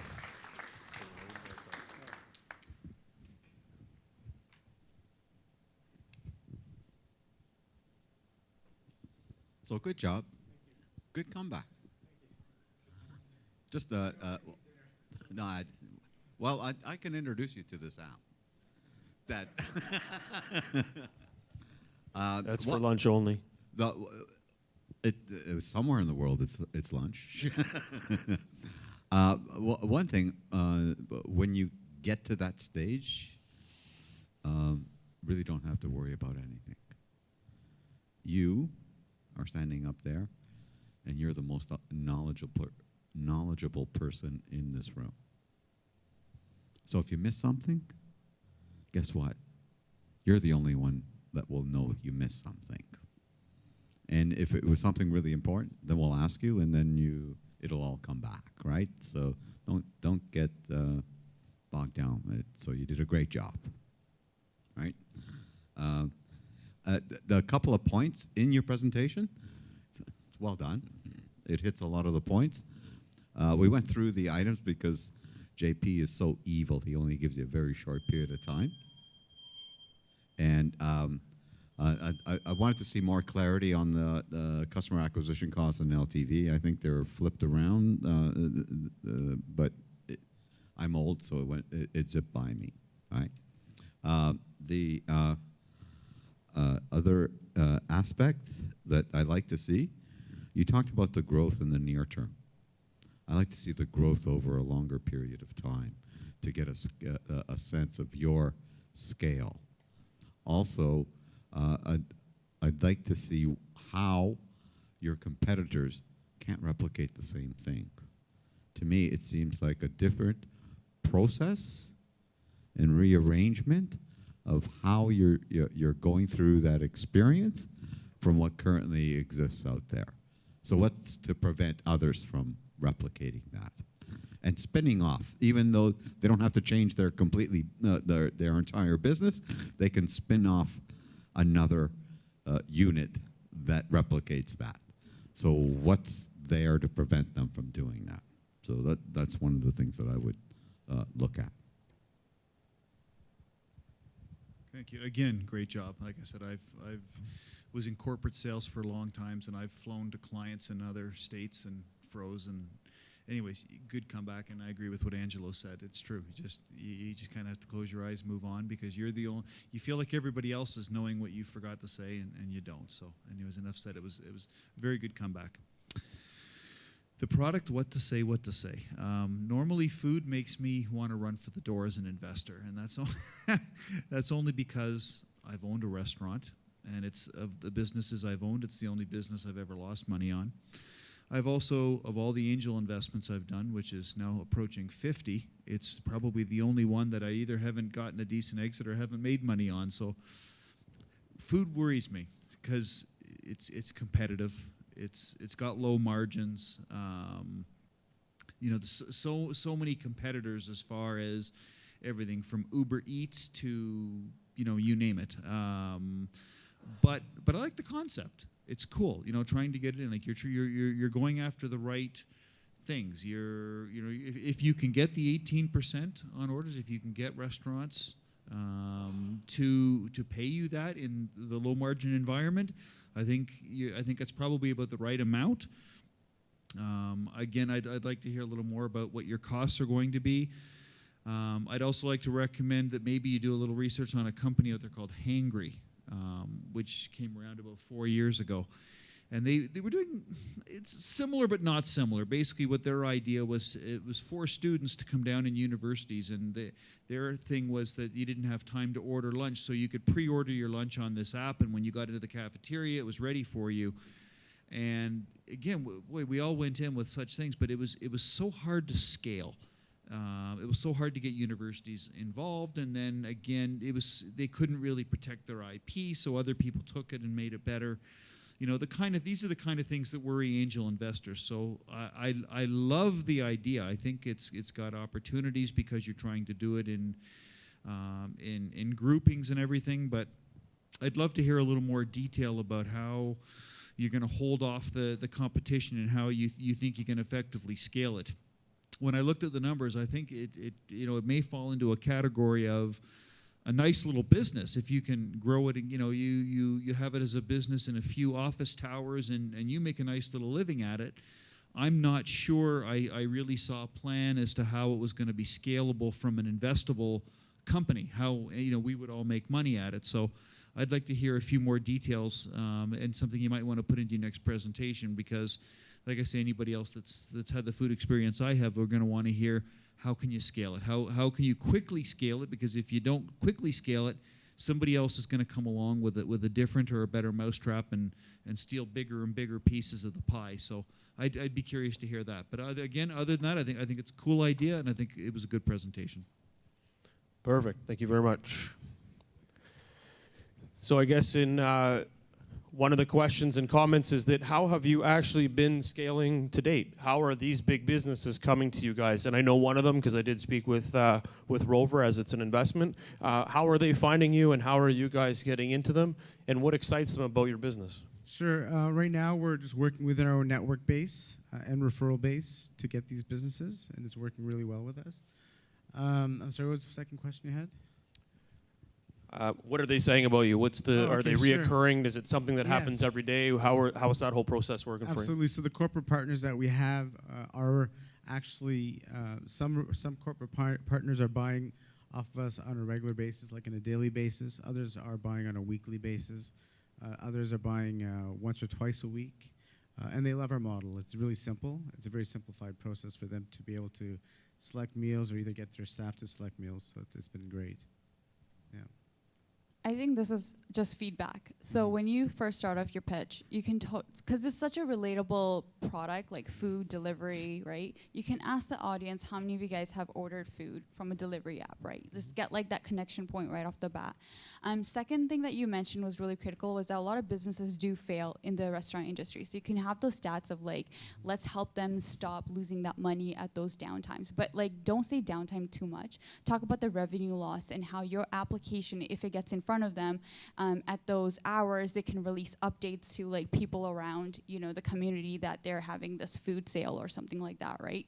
Like some sort of really cool marketing techniques that you can relate the restaurant owners and then the people that want the meals or the businesses that want to pay for that meals, right? There's a lot of room that you can work around, but it's such a relatable product. I think with marketing, you're gonna be killer, and you've done a good job. That's what. Thank you. Perfect. I know the problem you're talking about because I used to run a major law firm, and when we're busy on a big deal, trying to keep the lawyers in the office, not run off and have lunch and all that stuff, it's a problem. I do have a question. When you were talking, at a bit of a deja vu moment. Fundica did a roadshow here in May, and I thought I heard virtually the same pitch from guys in Montreal. It may be wrong, but the whole idea of how do you capitalize restaurants of downtime, get them to cook these lunches and deliver them. But again, I may be wrong. I just may want to check on that. Sure. What was the name of that business? Well, I checked my email. I don't know the name of the who are making the pitch. Okay. I just know it's a group called Fundica. They do Fundica? roadshows, Okay. same sort of thing, and I'm positive it was people from Montreal doing exactly the same thing. All right, cool. Maybe wrong, but. Okay, perfect. Well, thank you very much for that. That was great. Thank you. So I think just from a quick overview standpoint, you did a great job. You recovered quickly, and I think sometimes it's just taking a second to realize that you're the smartest guy in the room, and when you're talking about something, it's just pulling that in and pretending nobody exists in the room, and you're just going to talk straight out to them. But on the product side, I think it was bang on about the marketing side, is that you've simplified eating so much that it's a very easy turnover process. Finding the right partners and getting those companies to come in and do that in the early morning will allow you to just crush it at lunchtime. So a little bit more on the statistics side on when and how many orders you feel are coming in at that morning time, and maybe there's some data behind companies are ordering the day before for the next day, or they're ordering at this time. There might be some sort of trigger that you can set up that says, hey, if you get your order in by 8, you get a discount. Because at the end of the day, that business can actually plan way further ahead on what they need to get out. And then something around the delivery space, you mentioned that they just have a pickup. So is it an airdrop in the middle of the city and everybody runs in to grab their food, like a video game? But how does that work? And I think just defining how you're getting that speed to delivery to make sure everybody gets what they need would be kind of an interesting detail as well. But thank you.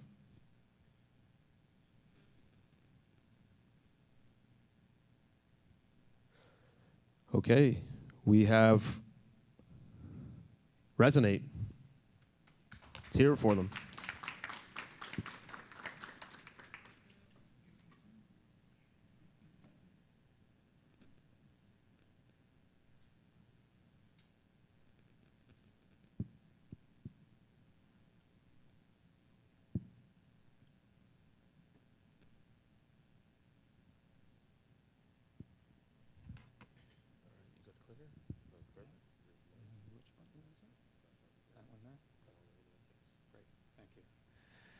Hello, everyone.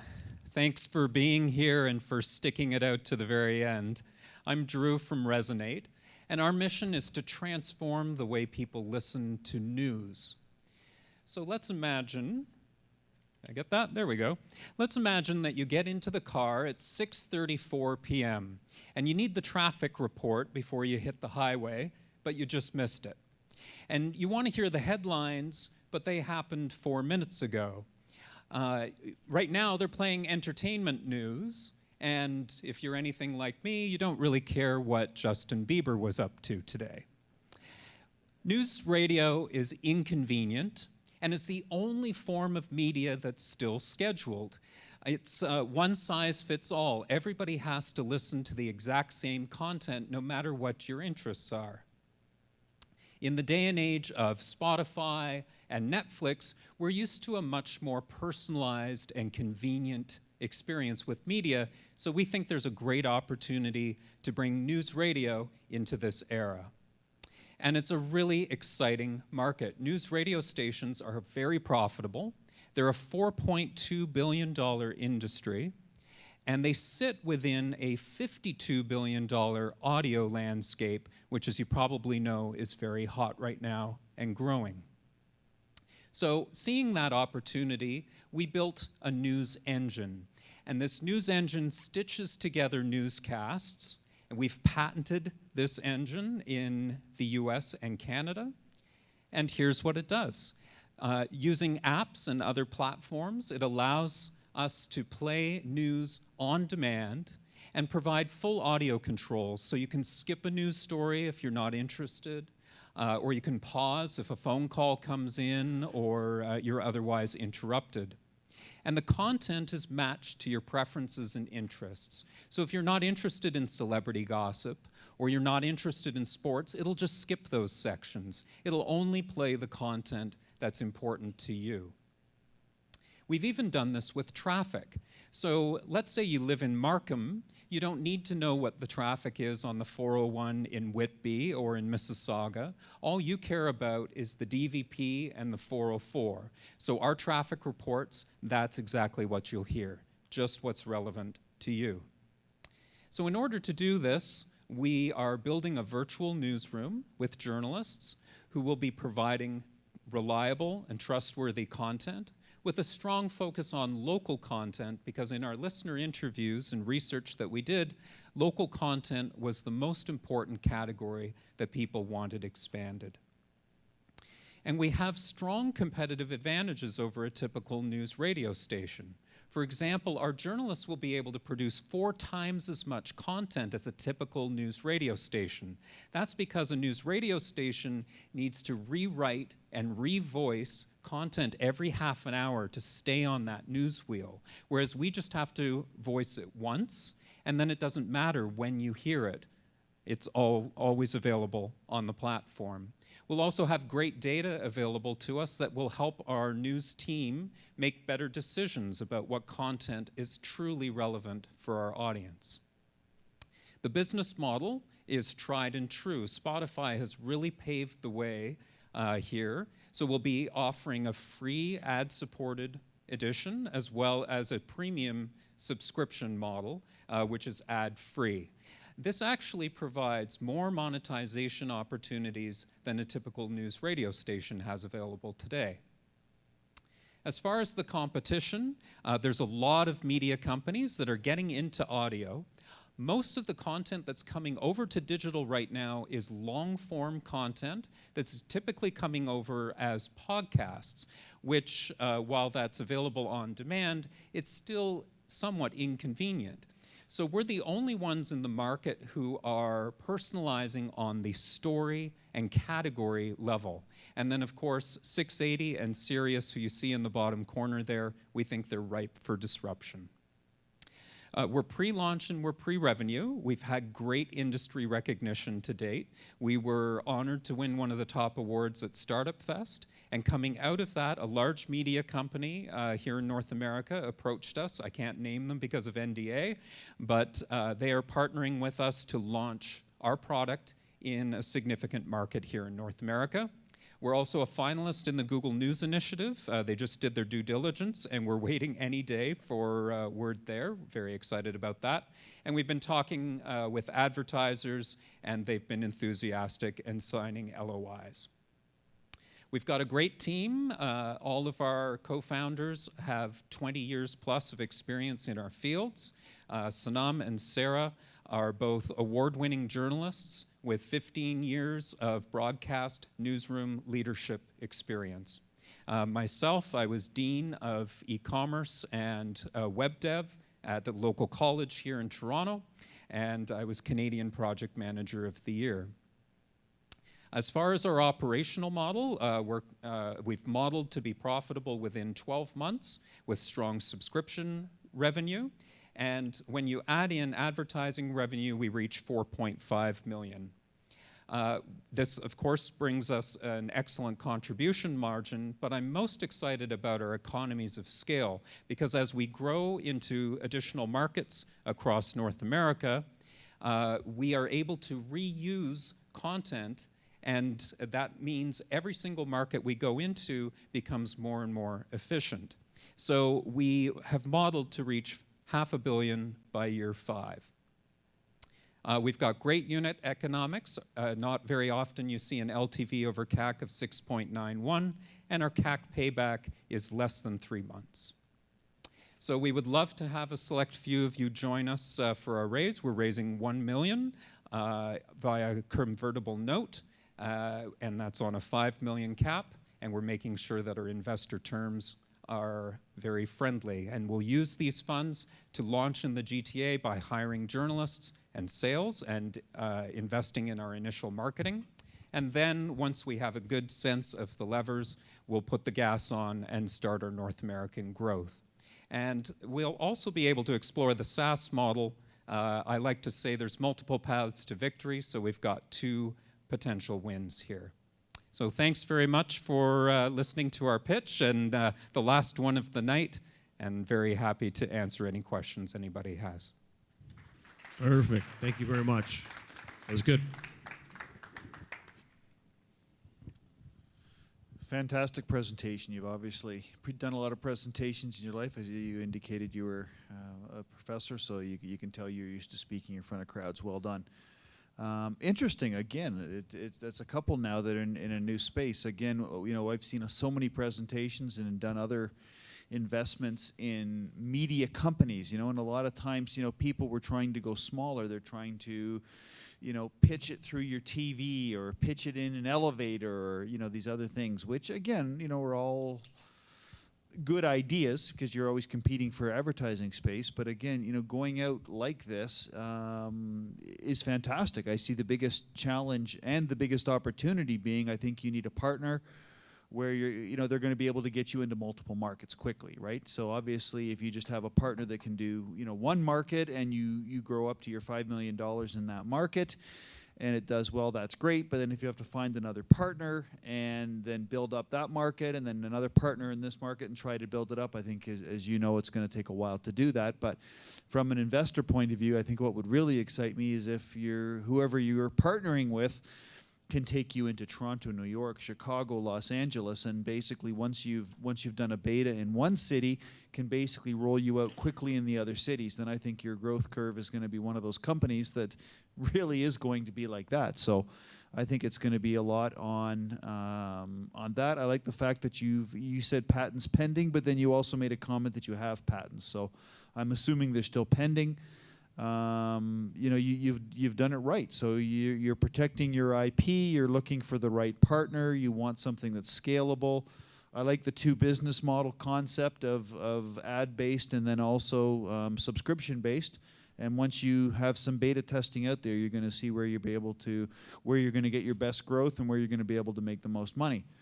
So I don't have too many improvements. I liked what I saw. I'm going to be interested to definitely, you know, follow and watch what you guys are doing. I'm curious to see if you've had any big interests from any VC firms or anybody else in your $1 million raise. It's a big ask, but again, I have a feeling that somebody's going to see the potential there, especially if you have a large partnering agreement with someone with multiple markets. I think someone's going to come in and give you your money quickly. So I think we'll, you know, something we'll have to look at very quickly with you as well. But again, overall, very well done. So great job, Drew. It really resonated with me. So, and I say that because it did. I'm in my vehicle quite a bit, and I share with that frustration that you described of what's that top story that I just missed, right? And why can't I tailor that content to my particular needs as opposed to having to wait and channel surf on the radio, right? So I see the pain point that you're trying to solve, and I can see how valuable it would be to consumers. Now, are they willing to pay for that convenience, right? And we have experienced it in the on-demand marketplace, such as Netflix and so on, and Hulu and all of the other services, that yes, we are, but does that transform into this particular model? That's the only question that I would have. But I like all the elements. You've got a strong team that has experience on several fronts. I'd like to know which ones are actual full-time as opposed to part-time, and how committed they are. I also, one thing that a lot of early-stage companies don't highlight, if it's such a strong team, what sort of mechanisms are in place to reward their continued participation. So are there employee stock option plans? Are they co-founders? What does the cap table look like? And what equity do they have in the company? Because investors want to see the key team members highly motivated to succeed, right? Because if the team succeeds, then hopefully we'll succeed. And also the market feedback that you described, Startup Fest 2019, most innovative, all of the right elements. I'm not that concerned with the cap value that you identified. A lot of my colleagues start to wince that in that early revenue stage with a high cap value, what's the justification for? So. Okay, perfect. Thank you very much. There you go. First question I would throw at you is, how does this data get consumed? Is it being fed to the automobile kind of like Sirius Radio? Is it being fed through their channels to the audio? Is it running off your phone? Is it running off an iPad? Am I plugging in a data drive into my system? How am I capturing that in the moment data that I need in order to make my drive more successful and in sync? Sure. So we're developing through the Apple and Android platform, and we're developing native apps so that they connect properly into Apple CarPlay and Android Auto. Because our primary market is in-car, we want to make sure that the in-car experience is solid. And then down the road is web and also smart speaker as other places where people could consume Resonate newscasts. Hi again. Do you have any traction at the moment? Any active users? Yeah, so we're pre-launch at the moment. Pre-launch So at the moment. yeah, because we need to build our newsroom in order to launch, we're a little bit unusual in the tech space in that we're doing our raise now. Okay, and how do you project your monthly user growth rate? I mean, like, for example, in a couple of months, how many users are you approximately looking to have? Sure. So, so by the point that I mentioned in the presentation of 12 months, we would be at 90,000 users.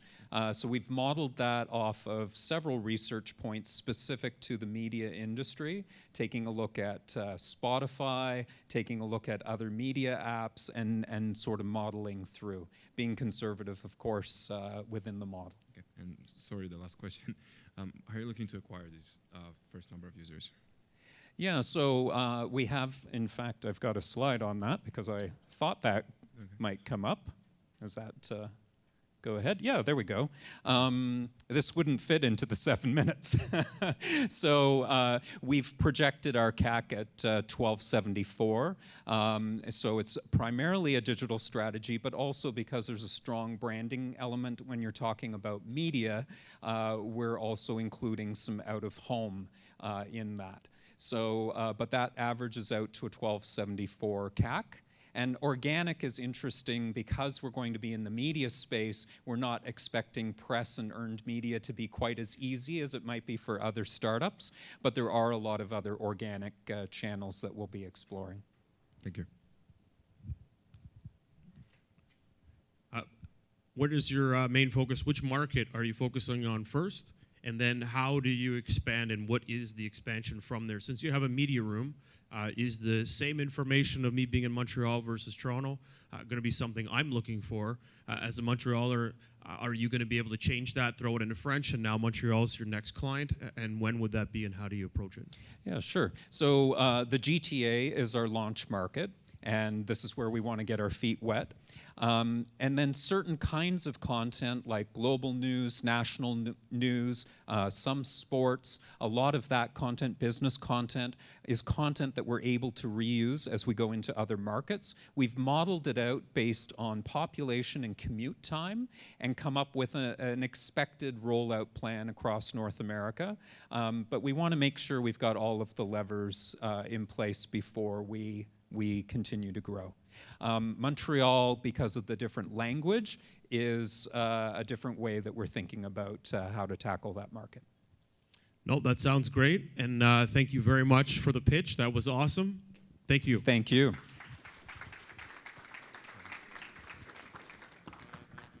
So to summarize, I think you put together a very clean presentation. I think obviously adding in a couple components around one thing that comes to mind is this a data play? Can you utilize the data that you can pull from the phone, the attributes and interests that this user is using with you guys to sell back to other media outlets, or to use that to pull in better content, not just from your own team creating it, but reusing what is in the market already to generate a better LOI against other content. So you might have to buy some content in order to get into market faster, but you can share that data, and is that something that you have to go back to the user on and say, hey, your data might be a little bit more open-ended. So just something else to think about in the data play as you move forward. And I think the other big thing is just on the use of proceeds, explaining a little bit more on how that $1 million is going to build your business to get to the numbers that you're looking for. Because I think that's going to be pretty crucial. As they mentioned, it's a larger number, but how is that dollars going to get you, and how far of a runway is that? Is it 6 months and you're going to have to be out there racing more to keep the newsroom running and getting that market bigger for you in Toronto? So, but thank you. That was great. Okay, so we are very close to the very end, which is amazing. So how many of you guys are entrepreneurs? Outside of the people that already pitched, how many of you guys are entrepreneurs? Oh, that's very awesome. Good. We can, what we're going to do now is we always have a little segment where we want to see a couple of you guys come up and give us your 30-second pitch. So if you're interested, we'll take 3 companies to come up and do a quick snapshot of who you are, what your business is about, and your name. So very quick and easy. So if you're interested, come on up. We'll take 3 companies. Hey, don't be shy. All right, that's 2. One more. Yeah, come on up from the back. Perfect. All right, so you got 30 seconds. This is how it's going to work. Your name, the problem you're trying to solve, and whatever other detail you can squeeze in before I cut you off in 30 seconds. Hello, everyone. My name is Saurabh. My company name is called SmartUp Computer Solution. We are building new technologies that are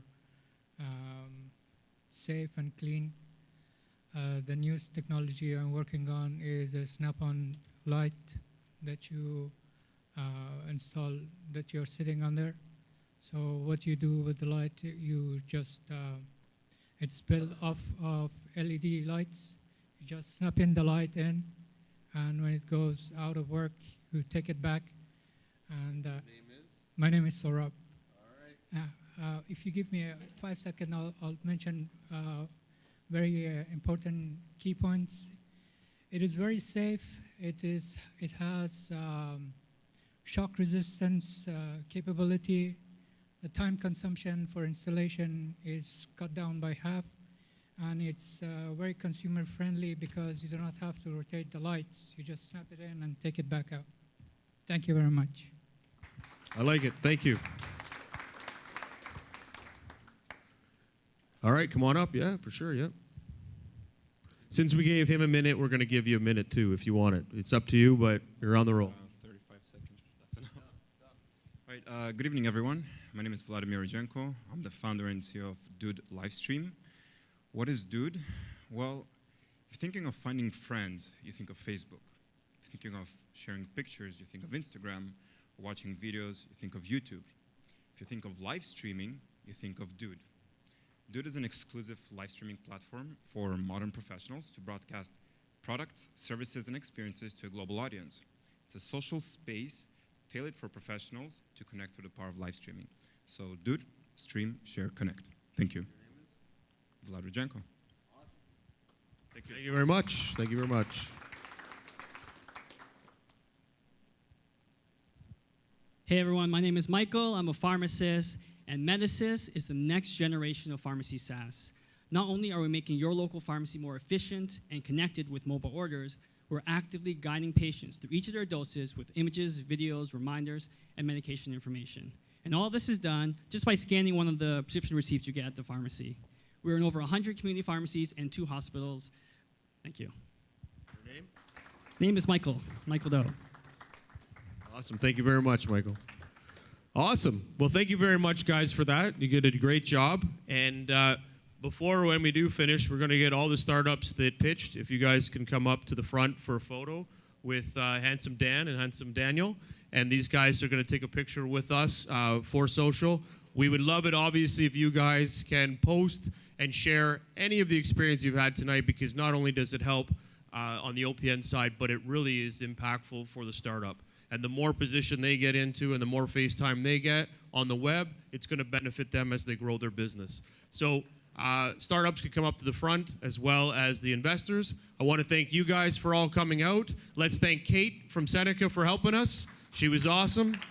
And we will thank everybody else for coming out. You guys were fantastic. And if you have any interest in coming to another event or pitching, please send us an email and you can track down Laura. Should be your biggest help for that.